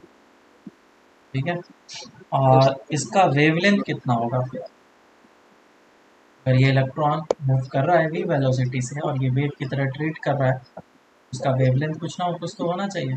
तो उसी का वेवलेंथ जो है डी ब्रॉगली वेवलेंथ से दिया जाता है। Lambda is equals to H by P, H by P से दिया जाता है, where p is the momentum of that particle। Photon के लिए स्पेशल केस है कि उसका रेस्ट मास नहीं होता है, तो मोमेंटम ऑफ फोटोन हम लोग h बाय लैम्डा लिखते हैं और एनर्जी ऑफ फोटोन हम लोग hc बाय लैम्डा लिखते रेस्ट मास नहीं होता इसलिए m नहीं यूज कर सकते। हैं। हाँ, लेकिन तुम m को यूज़ कर सकते हो, जब हम लोग पढ़ेंगे न्यूक्लियर फिजिक्स, उसमें मास और एनर्जी के बीच में इंटरप्रिटेशन क्या है उसको हम लोग देखेंगे। तो ये दोनों चीज़ इंटर कन्वर्टेबल, इंटरचेंजेबल है। तो तुम मास को एक एनर्जी के फॉर्म में देख सकते हो, एनर्जी को एक मास के फॉर्म में देख सकते हो। खैर ये बहुत ही ज़्यादा डेप्थ में चीज़ें हो गई, तो अभी के लिए बस इतना समझ लो कि जो इलेक्ट्रॉन है उस इलेक्ट्रॉन को अगर काफ़ी स्पीड में मूव कराया जाएगा तो उससे एसोसिएटेड जो वेवलेंथ होगा वो हम लोग इस तरीके से लिखेंगे, lambda is equals to H by P. ठीक है, where P is the momentum, और पी मोमेंटम कैसे लिखेंगे, M V, mass into velocity, momentum का फॉर्मूला। तो lambda is equals to H by P के जगह पे ये भी लिखा जा सकता है root under of 2m into kinetic energy, याद है? यस सर, हाँ sir, P square by 2m हाँ सर। ये हो जाएगा 2m into kinetic energy of that electron. अब इलेक्ट्रॉन का काइनेटिक एनर्जी अलग अलग तरीके से लिखा जाता है कि अगर मैं इलेक्ट्रॉन को डेल्टा वी पोटेंशियल डिफरेंस से एक्सेलरेट करा दूं, यहाँ पे इसके पास काइनेटिक एनर्जी कितनी आ जाती है, ईवी, हाँ है ना? तो h yes divided by root under of m into E into V, ये हो जाएगा वेवलेंथ ऑफ द इलेक्ट्रॉन। अब कितना पोटेंशियल डिफरेंस से तुमने एक्सेलरेट कराया उसको लिख दो, आंसर आ जाएगा। ठीक है, कुछ कुछ चीज़ें इसमें कांस्टेंट है, जैसे h का वैल्यू, मास ऑफ इलेक्ट्रॉन और चार्ज ऑफ इलेक्ट्रॉन कांस्टेंट है। सभी के वैल्यूज अगर मैं पुट कर लूँ तो जो लैम्डा है वो इस तरीके से लिखा जा सकता है, under of 150 divided by B, v, where v is in volt and lambda is in angstrom। Lambda जो हमें मिलेगा वो एंगस्ट्रॉम में मिलेगा एंड v जो है हमें वोल्ट मिलेगा।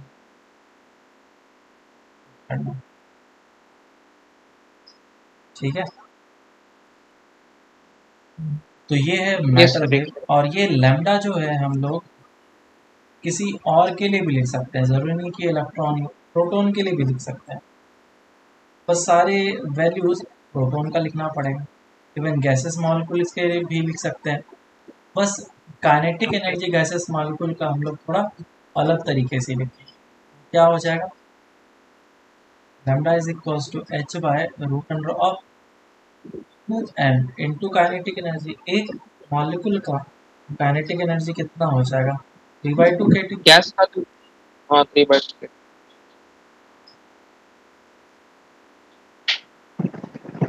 तो इसे हम लोग h divided by root under of 3m kT लिख सकते हैं। ठीक है, ये सारी चीज़ें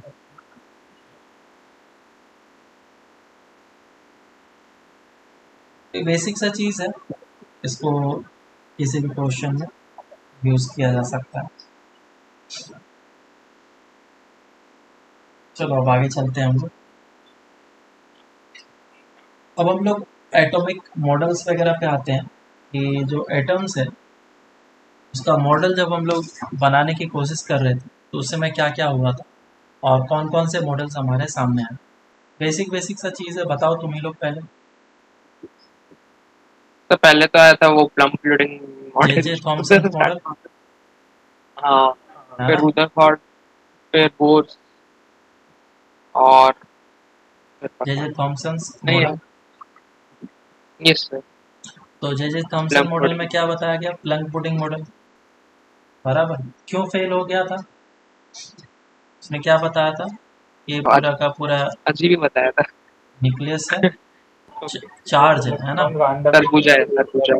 पॉजिटिवली चार्ज है, इलेक्ट्रॉन इस तरीके से एम्बेडेड है यस सर, है ना, इस तरीके से। तो ये ट्रांजिशन को नहीं बता पाया था कि किस तरीके से ट्रांजिशन वगैरह हो पा रहा है, तो इसको एक्सप्लेन नहीं कर पाया था, गलत हो गया। न्यूट्रलिटी को भी न्यूट्रल तो नहीं, था वो ही, तो ये तो पॉजिटिव था और ये नेगेटिव। फिर बराबर है। आया रदरफोर्ड्स मॉडल।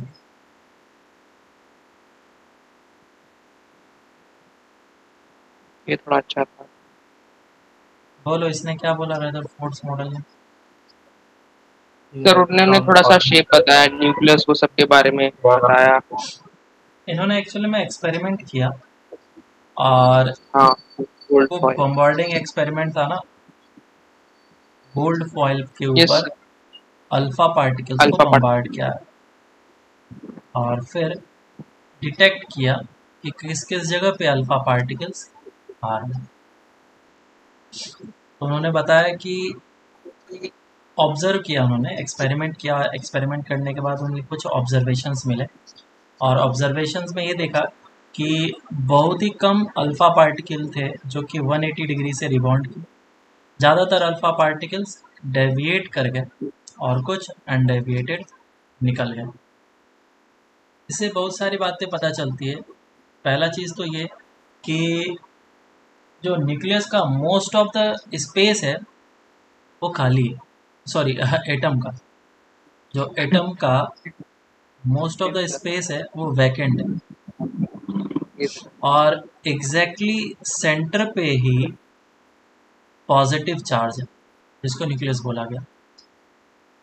ठीक है, ये इस बात को कैसे बताया, क्योंकि जब अल्फा पार्टिकल्स टक्कर खाए तो उसमें से बहुत ही कम अल्फा पार्टिकल्स 180 डिग्री से रिफ्लेक्ट किया। अगर ये पॉजिटिव चार्जेस पूरा ही इस जगह पे स्प्रेड होता तो बहुत सारे अल्फा पार्टिकल 180 डिग्री से रिफ्लेक्ट करता, लेकिन ऐसा तो नहीं हुआ। समझ में आया बात? Yes sir. और दूसरा रीज़न कि मोस्ट ऑफ द स्पेस खाली है, उसके कारण से डेविएशन जो था वो बहुत ही कम हुआ। इससे स्ट्रेट लाइन भी गए। ठीक है, ऐसा। तो ये सारी चीज़ उन्होंने बताया, और फिर उन्होंने बताया कि जो इलेक्ट्रॉन्स हैं वो न्यूक्लियस के चारों ओर रिवॉल्व कर रहे हैं, और रिवॉल्व करने का रीज़न क्या है कि जो इलेक्ट्रॉन है, इलेक्ट्रोस्टैटिक फोर्स इसके ऊपर लग रहा है, और ये इलेक्ट्रॉन, सेंट्रीपिटल फोर्स। हाँ, इलेक्ट्रोस्टैटिक फोर्स ही इसको क्या कर रहा है, सेंट्रीपिटल फोर्स प्रोवाइड कर रहा है, और ये आराम से रिवॉल्व। तो ये मॉडल फेल क्यों हो गया सर मैक्सवेल भाई, हाँ? मैक्सवेल भैया ने फेल कर दिया। क्या बोला मैक्सवेल ने, बताओ। कोलाइड हो जाना चाहिए था। सर वो सर एनर्जी भी रेडिएट करेगा, ये एक्सेलरेट होगा अगर मतलब अगर वो घूम रहा है तो एक्सेलरेट हुआ तो एक्सेलरेशन की वजह से रेडिएशन करेगा जिसकी वजह से एनर्जी लूज करेगा और फिर बीच में गिर जाएगा। बहुत सही। तो प्रॉब्लम ये हुआ, मैक्सवेल बोल करके गया था कि कोई भी चार्ज पार्टिकल जो एक्सेलरेटेड होगा, any charge particle which is accelerated will radiate electromagnetic wave. इसका मतलब ये इलेक्ट्रॉन एक्सेलरेटेड है, कैसे, सर्कुलर मोशन हो रहा है तो ऑफ कोर्स सेंट्रीपिटल एक्सेलरेशन होता है, तो ये रेडिएट एक्सेलरेटेड है, तो ये क्या करेगा, एनर्जी रेडिएट करेगा, और एनर्जी अगर ये कंटिन्यूसली रेडिएट करेगा तो इसकी एनर्जी कम होगी, और एनर्जी कम होगी तो वो क्या करेगा, धीरे धीरे धीरे धीरे धीरे न्यूक्लियस में कोलैप्स कर जाएगा। तो ये मॉडल स्टेबल होना नहीं चाहिए, पहला नंबर तो ये। दूसरा नंबर कि अगर ये एनर्जी रेडिएट भी किया तो यहाँ पे जो मुझे स्पेक्ट्रम मिलेंगे, मुझे कैसा मिलना चाहिए, कंटिन्यूस स्पेक्ट्रम मिलना चाहिए।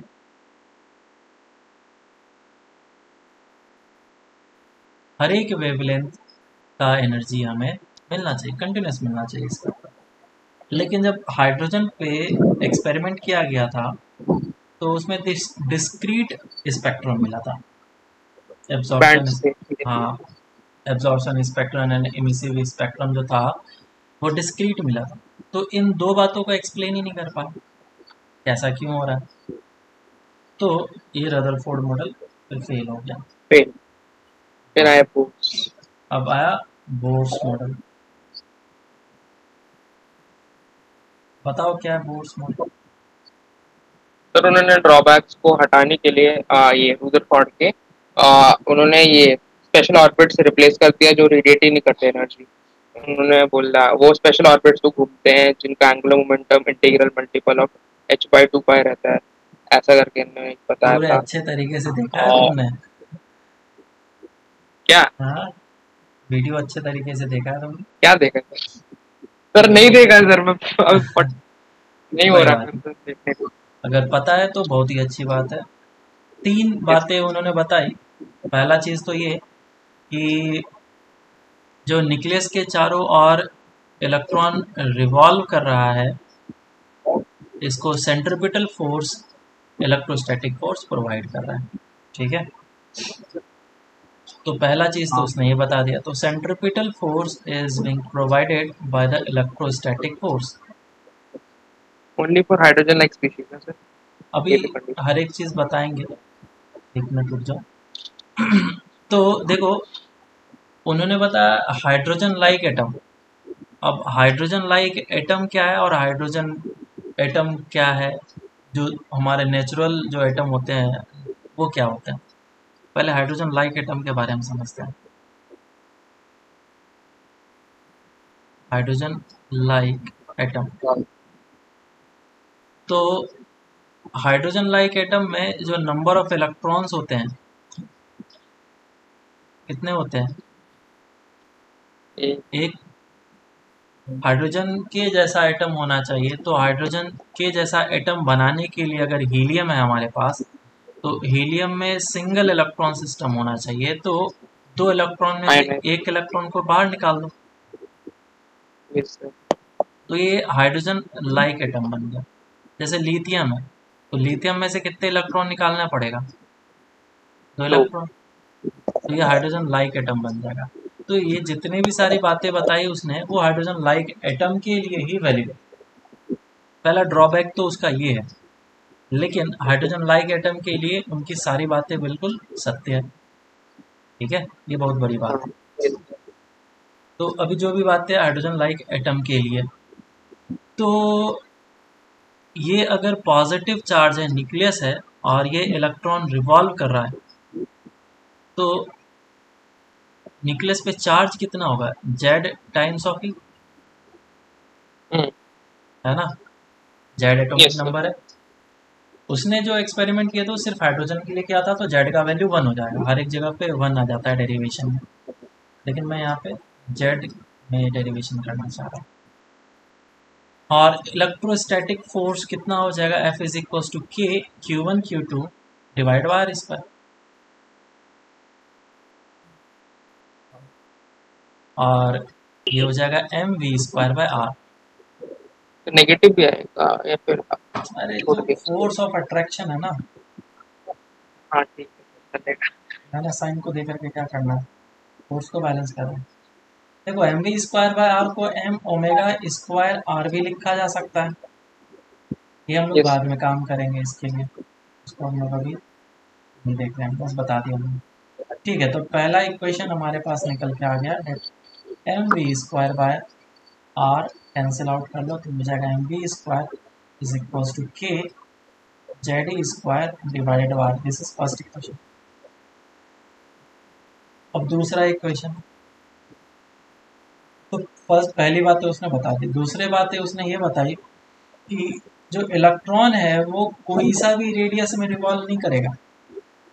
ये अगर न्यूक्लियस है तो वो कोई सा भी रेडियस में रिवॉल्व नहीं करेगा, वो उस एक स्पेसिफिक रेडियस में ही रिवॉल्व करेगा, और उसे ऑर्बिट बोला। n is equal to 1, n is equal to 2, n is equal to 3 orbits होंगे, और उसी में ही वो रिवॉल्व कर सकता है। तो ऑर्बिट का रेडियस के लिए क्या कंडीशन होना चाहिए? हर एक में अगर नहीं करेगा, कुछ कंडीशन होना चाहिए। उसने बोला कि इलेक्ट्रॉन उसी ऑर्बिट में रिवॉल्व करेगा जिसमें एंगुलर मोमेंटम इलेक्ट्रॉन का इंटीग्रल मल्टीपल ऑफ h/2 पाया। Yes sir. ठीक है, अब ये है L। क्या है L? L क्या होता है? Angular momentum. एंगुलर मोमेंटम का फॉर्मूला क्या होता है? mvr। हाँ I इंटू ओमेगा भी होता है, बिल्कुल सही बताया, कोई दिक्कत नहीं है। हाँ I इंटू ओमेगा भी होता है, और यहाँ पे मैंने लिखा था m ओमेगा² r। याद रखना, मोमेंट ऑफ हम लोग इनर्शिया। आगे जा करके ये फॉर्मूला यूज करेंगे। ठीक है, तो आई किसके अबाउट है? ये न्यूक्लियस के एक अबाउट? मिनट, नहीं अभी कंफ्यूज नहीं होना है। जब डबल हो जाता है, दोनों रोटेट करते हैं, न्यूक्लियस भी रोटेट करता है और इलेक्ट्रॉन भी रोटेट करता है, तो आई सिस्टम का लेना होता है। अच्छा ठीक है, ये बताना बाद में बताना। इसीलिए मैंने बोला इसको रुक जाओ, कंफ्यूज हो जाओ। तो देखो mvr angular momentum is equal to NH/2π। ये हो गया हमारा दूसरा इक्वेशन। ये पहला इक्वेशन और ये दूसरा इक्वेशन। तो उसने बहुत ही जबरदस्त बातें बोल दी कि भैया देखो ऐसा है कि जो इलेक्ट्रॉन है इसी फिक्स्ड ऑर्बिट में रोटेट करेगा, ऑर्बिट रिवॉल्व करेगा, दूसरे बारे में नहीं कर सकता है। तो कोई भी ऑर्बिट रेडियस दे दो उसमें नहीं रहेगा। नहीं। हाँ, उसने ये यस। बात बता दी। और उसने ये बात भी बताया कि अगर किस ऑर्बिट में, अगर इस ऑर्बिट में इलेक्ट्रॉन रिवॉल्व कर रहा है तो एनर्जी रेडिएट नहीं करेगा। पहले हाँ। बोर्स मॉडल को उसने खत्म कर दिया। बोर्स मॉडल बोल रहा हूँ, ये मैक्सवेल के थ्योरी को सबसे पहले उसने रदरफोर्ड। ब्लॉक कर दिया। बोला कि अगर इस ऑर्बिट में रोटेट कर रहा है तो इलेक्ट्रोमैग्नेटिक वेव या फिर रेडिएशन इमिट नहीं करेगा, दूसरे में करेगा हो सकता है, लेकिन इस ऑर्बिट में नहीं करेगा। तो मैक्सवेल वहां पे कुछ नहीं बोल पाया फिर, और इससे रिजल्ट जो आ रहे थे वो बिल्कुल सही आ रहे थे। तो इसका प्रूफ नहीं था उस समय, लेकिन बाद में इसका प्रूफ निकल कर के आया कि ऐसा क्यों है, ये ऐसा ही कौन ऑर्बिट सा? क्यों होना चाहिए। हाँ, तो बाद में स्टैंडिंग वेव वगैरह हम लोगों ने पढ़ाई है ना, वहाँ से प्रूफ निकल के आता है स्टैंडिंग वेव का, कि अगर इलेक्ट्रॉन एक मैटर वेव है तो वेव जो है एक स्टैंडिंग वेव का फॉर्मेशन भी कर सकता है। और हाँ, ये स्टैंडिंग सब वेव, समझता नहीं है क्या और है ये। स्टैंडिंग वेव बनने के कारण से एनर्जी का लॉस बिल्कुल नहीं हो सकता है। समझ में आया? यस, बस हाँ डिस्ट्रीब्यूट होती है एनर्जी, लॉस नहीं होता, कंजर्व वही अगर होता है रेडियस बस। तुम थोड़ा सा बड़ा कर दोगे तो हम्म। जो एनर्जी का लीकेज होना स्टार्ट हो जाएगा और ये परफेक्ट एक स्टैंडिंग वेव को फॉर्म नहीं कर पाएगा। ठीक है, ओके। तो जिसके कारण से वो इलेक्ट्रोमैग्नेटिक रेडिएशन इमिट करने लगेगा और मैक्सवेल की बातें वहाँ पे सही हो जाएगी। लेकिन एक एक्सेप्शन यहाँ पे होता है जिसमें कि मैक्सवेल की बातें सही नहीं हो पाती। ठीक है, क्यों? इस क्योंकि मोमेंट। वो स्टैंडिंग वेव बन जा रहा है, एनर्जी का लीकेज पॉसिबल नहीं हो पाता है। तो जब ये काम किया गया तो आंसर एग्जैक्टली ये निकल करके आता है। खैर, मैं ज़्यादा डिटेल्स में नहीं लेके जा रहा हूँ, ये बस बताने के लिए मैंने बता दिया। तो इन दो इक्वेशन को सॉल्व किया जाएगा। और थर्ड, तीसरा बात, तो अब तीसरा ये था कि बोर्ड्स को ये भी दिखाना था कि ट्रांजिशन होता है, साथ ही साथ स्पेक्ट्रम भी हमें मिलते हैं। डिस्क्रीट स्पेक्ट्रम मिल रहा था, हाइड्रोजन कैसे मिल रहा था। तो उसने ये बताया कि जब भी इलेक्ट्रॉन ऑर्बिट में ट्रांजिशन करेंगे तो ही वो एनर्जी को गेन या फिर रेडिएट कर सकते हैं। n is equals to 1, n is equals to 2, n is equals to 3। अगर इलेक्ट्रॉन लोअर स्टेट से हायर स्टेट जाता है, ये तभी हो पाएगा जब वो फोटोन को एब्जॉर्ब करेगा। और अगर कोई इलेक्ट्रॉन हायर स्टेट से लोअर स्टेट आता है तो वो क्या करेगा, एनर्जी को इमिट करेगा या फिर रेडिएट करेगा। ठीक है, यस सर। तो ये उन्होंने बता दिया। और वो एनर्जी कितना रेडिएट करेगा, energy of the photon radiated और emitted will be equals to the difference in the energy levels E2 of minus the of two orbit. E1 yes. का मॉड दे दो। मैग्नीट्यूड हम लोग लेंगे, नेगेटिव साइन का तो मतलब लेंगे, बराबर। तो उस ऑर्बिट का एनर्जी E1 होगा, E2 होगा। खैर, तो ये बातें तुम्हें समझ में आ गई। अब जो दो इक्वेशन है ऊपर, इन दो इक्वेशन को सॉल्व करना पड़ेगा और सॉल्व करके फिर आंसर निकालना पड़ेगा। तो ये आर। काम, ओके। हाँ, मैं नहीं करूँगा, ये काम तुम लोग तो खुद से नहीं कर सर, लो। इन दो इक्वेशन इम्पोर्टेंट है। को लिख करके रेडियस निकालो और फिर एक वेलोसिटी निकालो। निकाल सकते हो? तो सर याद करने की जरूरत नहीं रहेगी ना, मतलब अगर। देखो, ये इक्वेशन तुम्हें बनाना आना चाहिए। कभी कभी क्वेश्चन में आया हुआ है कि जो इलेक्ट्रॉन है उसके मास को अगर मैं डबल कर दूं तो वेलोसिटी ओके। पे क्या हाँ। असर पड़ेगा, रेडियस पे क्या असर पड़ेगा, एनर्जी पे क्या असर पड़ेगा। अपर डेरिवेशन ध्यान में। हाँ, तो तुम्हें एटलीस्ट ये दो इक्वेशन याद होना चाहिए, डेरिवेशन करते कैसे हैं वो याद होना चाहिए, ताकि अगर ऐसा क्वेश्चन आ जाए तो तुम कुछ ना कुछ कर पाओ। सर आया था मेरे टाइम में, एडवांस 2020 में आया, याद है मुझे अभी। आता है। चलो, तो मैं इसका डायरेक्ट फॉर्मूला लिख दे रहा हूँ नीचे। सर आपको याद है? नहीं। और मैं अब क्यों याद करूँगा? तुम खुद बताओ। वही तो, कैसे? अच्छा साइड में मैं दे रहा हूँ। हाँ, नहीं, अभी सर एक मेरे सेकंड। पास है, मैं देख रहा हूँ नोट्स में, इसका वैल्यू देखूंगा। और तुम लोग इसको वेरीफाई भी कर लेना, ठीक है? Epsilon naught N square H square divide by pi M square. अब तुम मुझे ये बताओ, जेड किधर आएगा? ऊपर आएगा या नीचे आएगा? नीचे नीचे एन स्क्वायर बाय जेड, इतना याद है बचपन से। E square divided by epsilon इधर ऊपर नॉट आएगा Z by N. N H. तो इसमें ऊपर जेड आएगा और इसमें नीचे आएगा। नीचे जेड स्क्वायर होगा या सिर्फ जेड होगा? जेड जेड जेड, अच्छे से याद है। तो बाकी चीज को एक साइड ले लो, कांस्टेंट।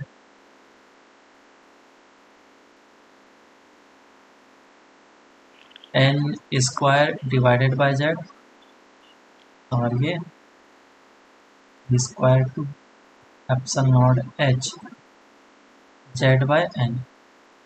ठीक है, तो इसे हम लोग क्या बोल देते हैं? A naught N square by z. और इसे क्या बोल देते हैं हम लोग? D naught z by n. अब बताओ, ए नॉट और बी नॉट का वैल्यू क्या है? ये तो याद रखना है तुम्हें। 0.529, 3 जेड तो याद है सर। एंगस्ट्रॉम। और बी नॉट का 2.18 10 की पावर 6। कहीं कहीं पे 16 लिखा होता है, किसी किसी जगह पे 18 लिखा होता है। तो मैंने भी ये आज तक कभी देखा नहीं है कैलकुलेट कर। 17 ले लो सर, किसी हाँ, का नहीं। 17 ले लो, किसी का नहीं। 10⁻6 मीटर पर सेकेंड। और R N is equal to A N, sorry A naught N square by Z. इसमें ए नॉट का वैल्यू है 0.59 एंगस्ट्रॉम।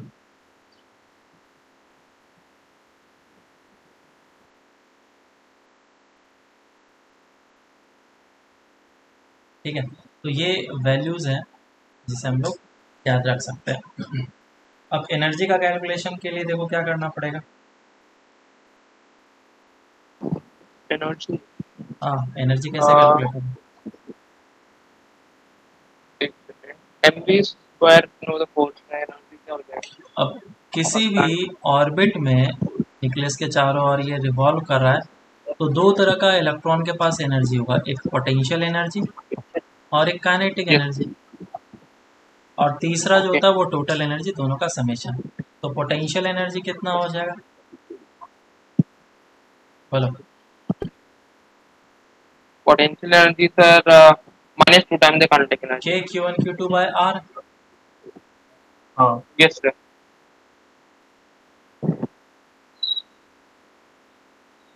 नेगेटिव है ना? अब इस जगह पे माइनस साइन देना जरूरी है कि एक एक मिनट। इलेक्ट्रॉन है और एक पॉजिटिव चार्ज है। A z E square divided by r. और काइनेटिक एनर्जी कितना हो जाएगा? Half m v square. Okay. अब देखो, यहाँ पे एम वी स्क्वायर है और इस एम वी स्क्वायर को हम लोग इस जगह से यूज करेंगे ना। A z E square divide by r. Yes sir.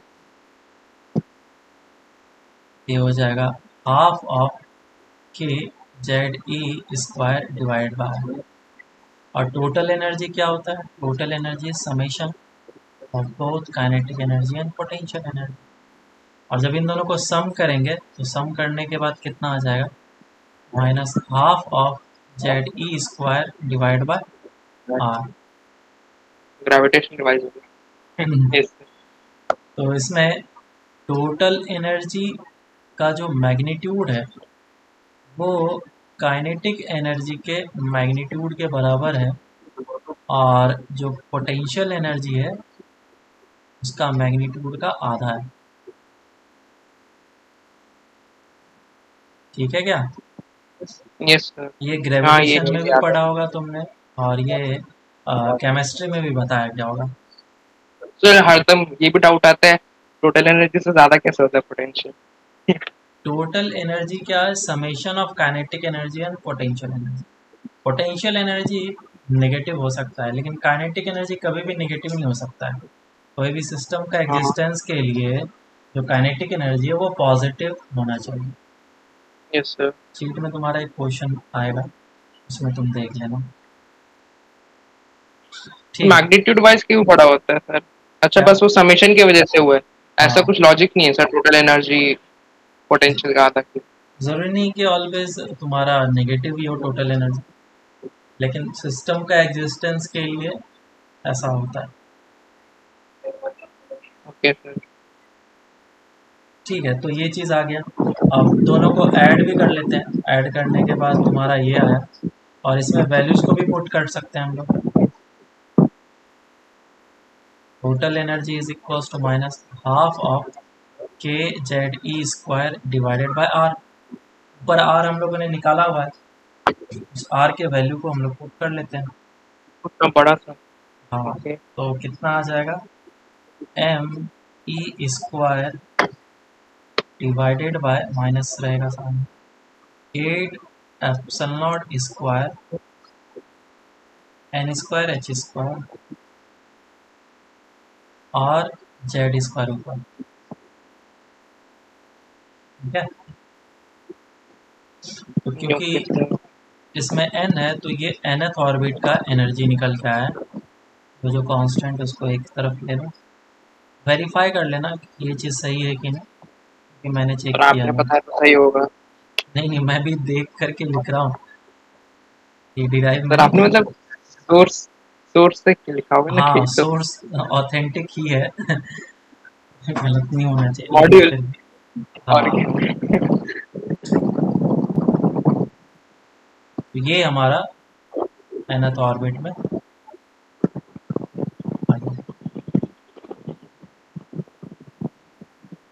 ठीक है, तो इसका वैल्यू हम लोग आराम से लिख सकते हैं, इज इक्वल्स टू, ये तुम्हारा ई नॉट कहलाएगा, Z square upon N square, और ई नॉट का वैल्यू कितना हो जाएगा 13.6। -13.6 इलेक्ट्रॉन वोल्ट पर एटम। ये इलेक्ट्रॉन वोल्ट में। ठीक है, तो ये इलेक्ट्रॉन वोल्ट यस है, इसे सर। याद रखना। इलेक्ट्रॉन वोल्ट एनर्जी का नया यूनिट तुम्हें पता ही होगा। Yes sir. अब अब देखो, मैं इसमें n इज इक्वल्स टू 1 2 3 करके लिख रहा हूँ, तुम्हें याद रखना है इसे, और ट्रांजिशन भी याद रखना है। -3.2। अगर तुम ये वैल्यूज़ याद रखते हो, हमारे लिए क्वेश्चन कर पाना काफ़ी ज़्यादा आसान है।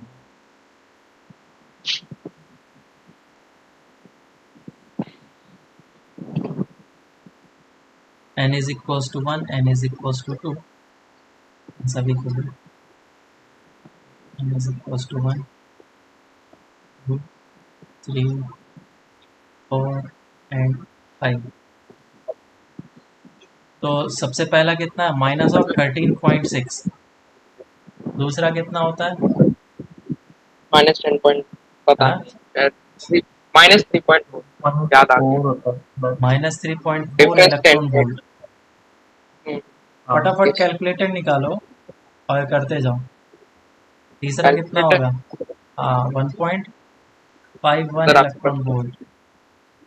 Minus Yes. 0.85 electron volt minus 0. देखो ज़रा कितना है, 54 है क्या? मैथ समझते हैं, कितना फास्ट। नहीं, ये वैल्यूज़ तो मुझे याद है। 0.54। 25। 0.54 हाँ बताया ना। तो इतना तुम्हें याद रखना है n इज इक्वल्स टू 5 तक। अब ट्रांजिशन कि 2 से अगर 1 आया तो ये कितना इलेक्ट्रॉन वोल्ट का एनर्जी लिबरेट करेगा? 10.2। 10.2 इलेक्ट्रॉन वोल्ट। 10.2। दूसरा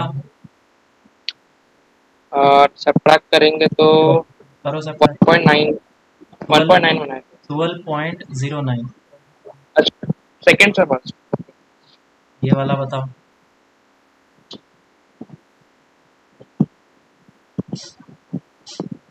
12.75।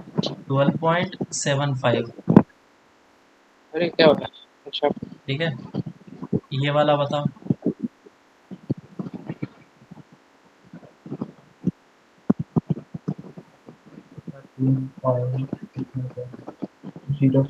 13.06।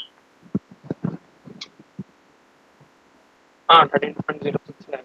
कितना आ रहा है? 13.06। यस हाँ सर। तुम लोग पे ही रिलाय कर रहा हूँ, गलत मत बताना। तो मैं आदित्य प्रिंसिपल का। ये वाला बताओ कितना आ रहा है। कुछ तो मुझे याद है, कुछ तो मुझे याद रखने की जरूरत ही नहीं। सर आपका हो गया 80। हाँ, मुझे तो कोई मतलब नहीं ना। और मैं एफर्ट भी क्यों डालूँ?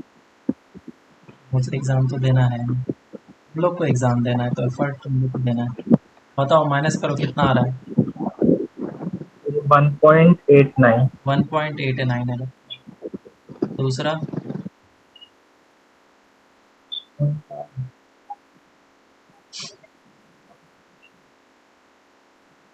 0.65 शायद। 2.75।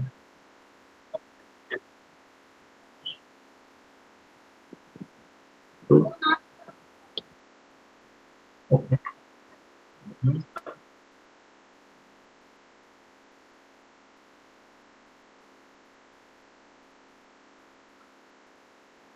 अरे माइनस भी जल्दी जल्दी नहीं कर पा रहे हो तो।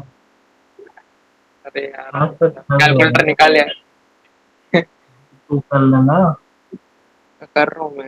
इसमें मैं अरे करेगा हूँ, बार बार चेक 2.55 करना होगा, पड़ता देखो 0.75 लिख दिया मैंने। सर तो कर ही रहा है, मैं क्या करूँ।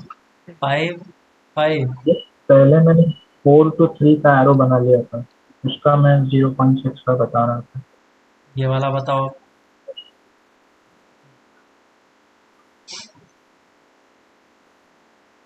2.86 इलेक्ट्रॉन वोल्ट।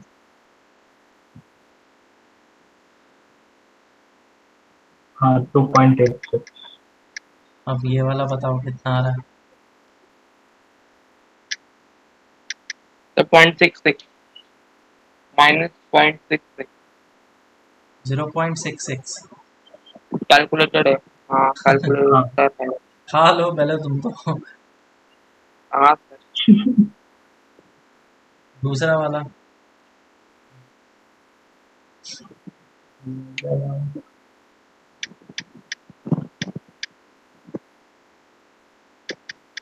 0.97। 97 electron volt. ठीक है, तो ये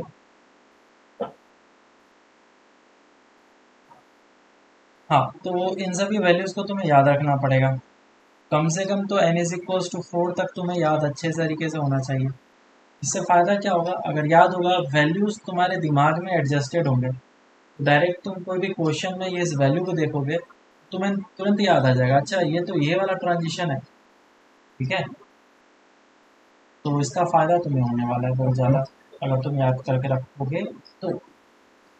मैंने ये याद किया था हाइड्रोजन ना। के लिए ना? हाँ, हाइड्रोजन के लिए ये सिर्फ हाइड्रोजन के लिए बस। ये सिर्फ हाइड्रोजन के लिए। ठीक है, अब देखो इसी में मैं हर एक चीज़ बता देता हूँ। ये है तुम्हारा लाइमन सीरीज, है ना। Yes sir. फिर हाँ बाल्मर। फिर और उसके पास्चर, बाद बाल्मर सीरीज, विजिबल लाइट, और ये वाला है तुम्हारा बाल्मर, बाल्मर,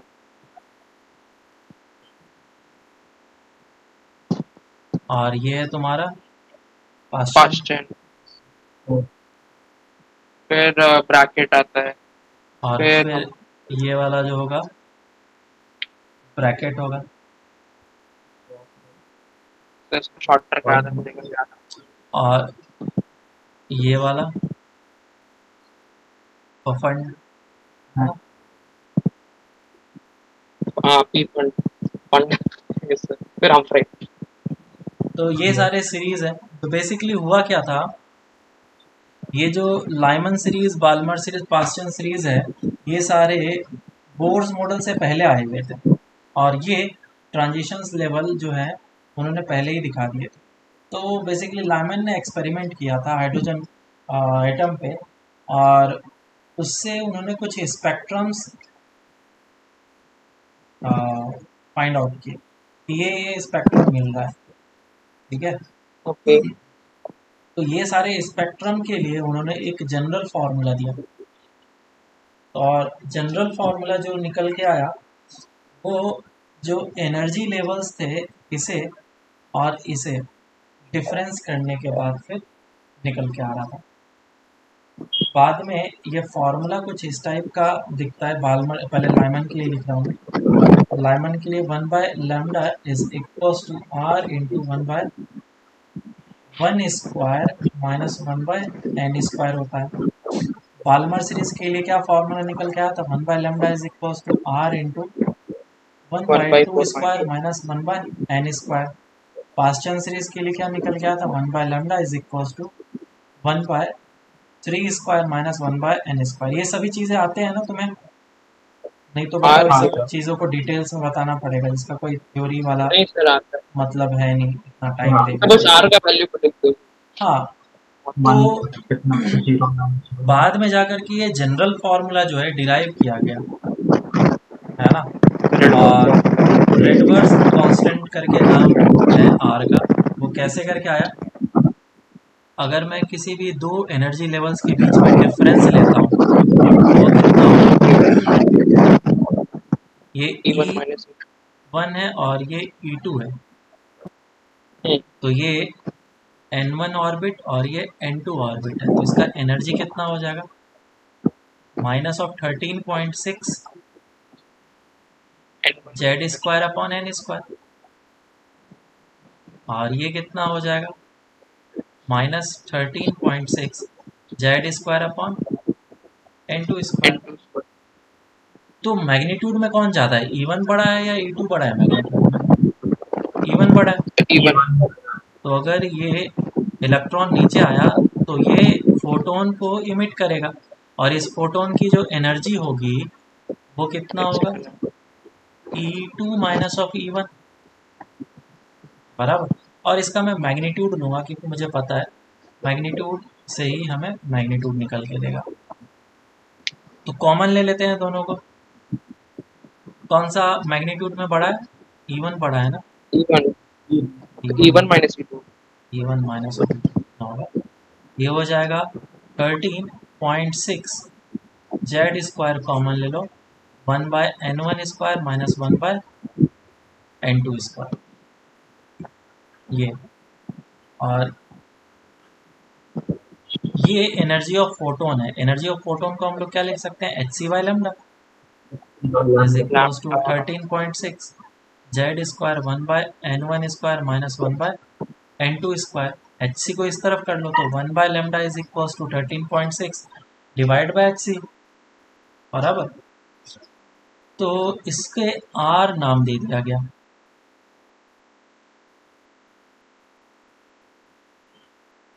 और आर को क्या बोला गया, रेडबर्स कांस्टेंट। और आर का वैल्यू कितना होता है, 1.097 हाँ 1.1 इंटू 10⁻⁷। कहीं कहीं पे 1.1 लिखा जाएगा, कहीं कहीं पे 1.097, ठीक है। और ये मीटर तो ये इनवर्स, भी सोचने की बात सर ये भी मतलब यूनिवर्सल नहीं हटा है, ये भी नहीं चेंज होता रहेगा ना आर? वैल्यूज आर का तो कांस्टेंट ही होता है, लेकिन अपने सुविधा के अनुसार हम लोग कहीं कहीं कैलकुलेशन के लिए वैल्यूज को लेते हैं। ठीक है, 1.1 मतलब कैलकुलेशन पर्पस सर के मैं लिए एक्यूरेट नहीं, तो मैं सर वो बोलना चाहता था, हाँ, वो मास पे भी डिपेंड करेगा ना आर, मतलब अगर किसी का मास चेंज करके तो आर ये भी हम चेंज लोग हो जाएगा किसके क्योंकि लिए यूज उसमें। कर रहे हैं, ये किसके लिए यूज कर रहे हैं, इलेक्ट्रॉन के लिए यूज कर रहे हैं, तो मास तो हमारा चेंज हो नहीं सकता। सर हाइपोथेटिकली ऐसा कुछ इंट्रोड्यूस करे तो हरदम ये ध्यान में नहीं रखे ना, मतलब वही पूछ रहा था।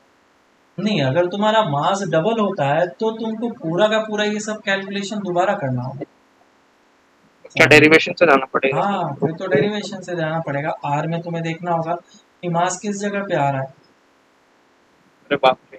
है ना, क्योंकि 13.6 तो वैल्यू कैलकुलेट किया गया है। 13.6 वैल्यू क्या है, कैलकुलेट किया गया है।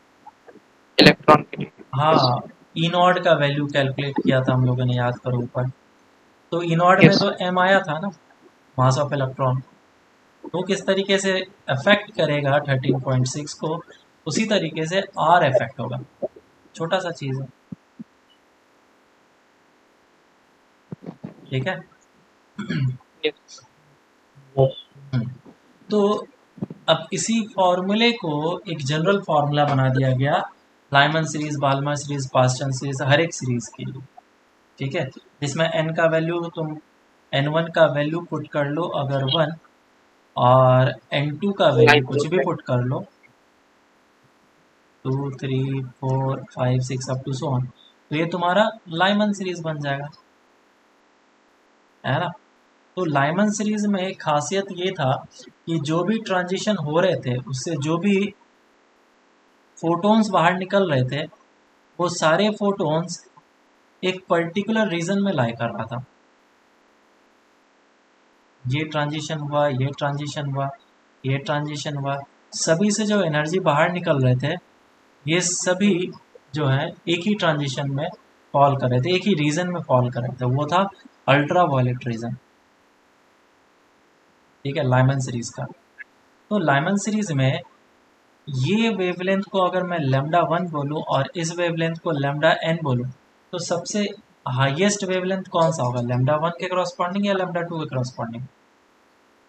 तो मैं लैम्डा 1 क्योंकि उसकी एनर्जी डिफरेंस। मैं एनर्जी को सबसे पहले देखूंगा। तो मुझे ये बताओ कि ये एनर्जी का डिफरेंस ज़्यादा है मैग्नीट्यूड में, या फिर ये एनर्जी का डिफरेंस ज़्यादा है मैग्नीट्यूड, तो बड़ा वाला। टू वाला इन्फिनिटी से आने वाला या फिर टू इन्फिनिटी से।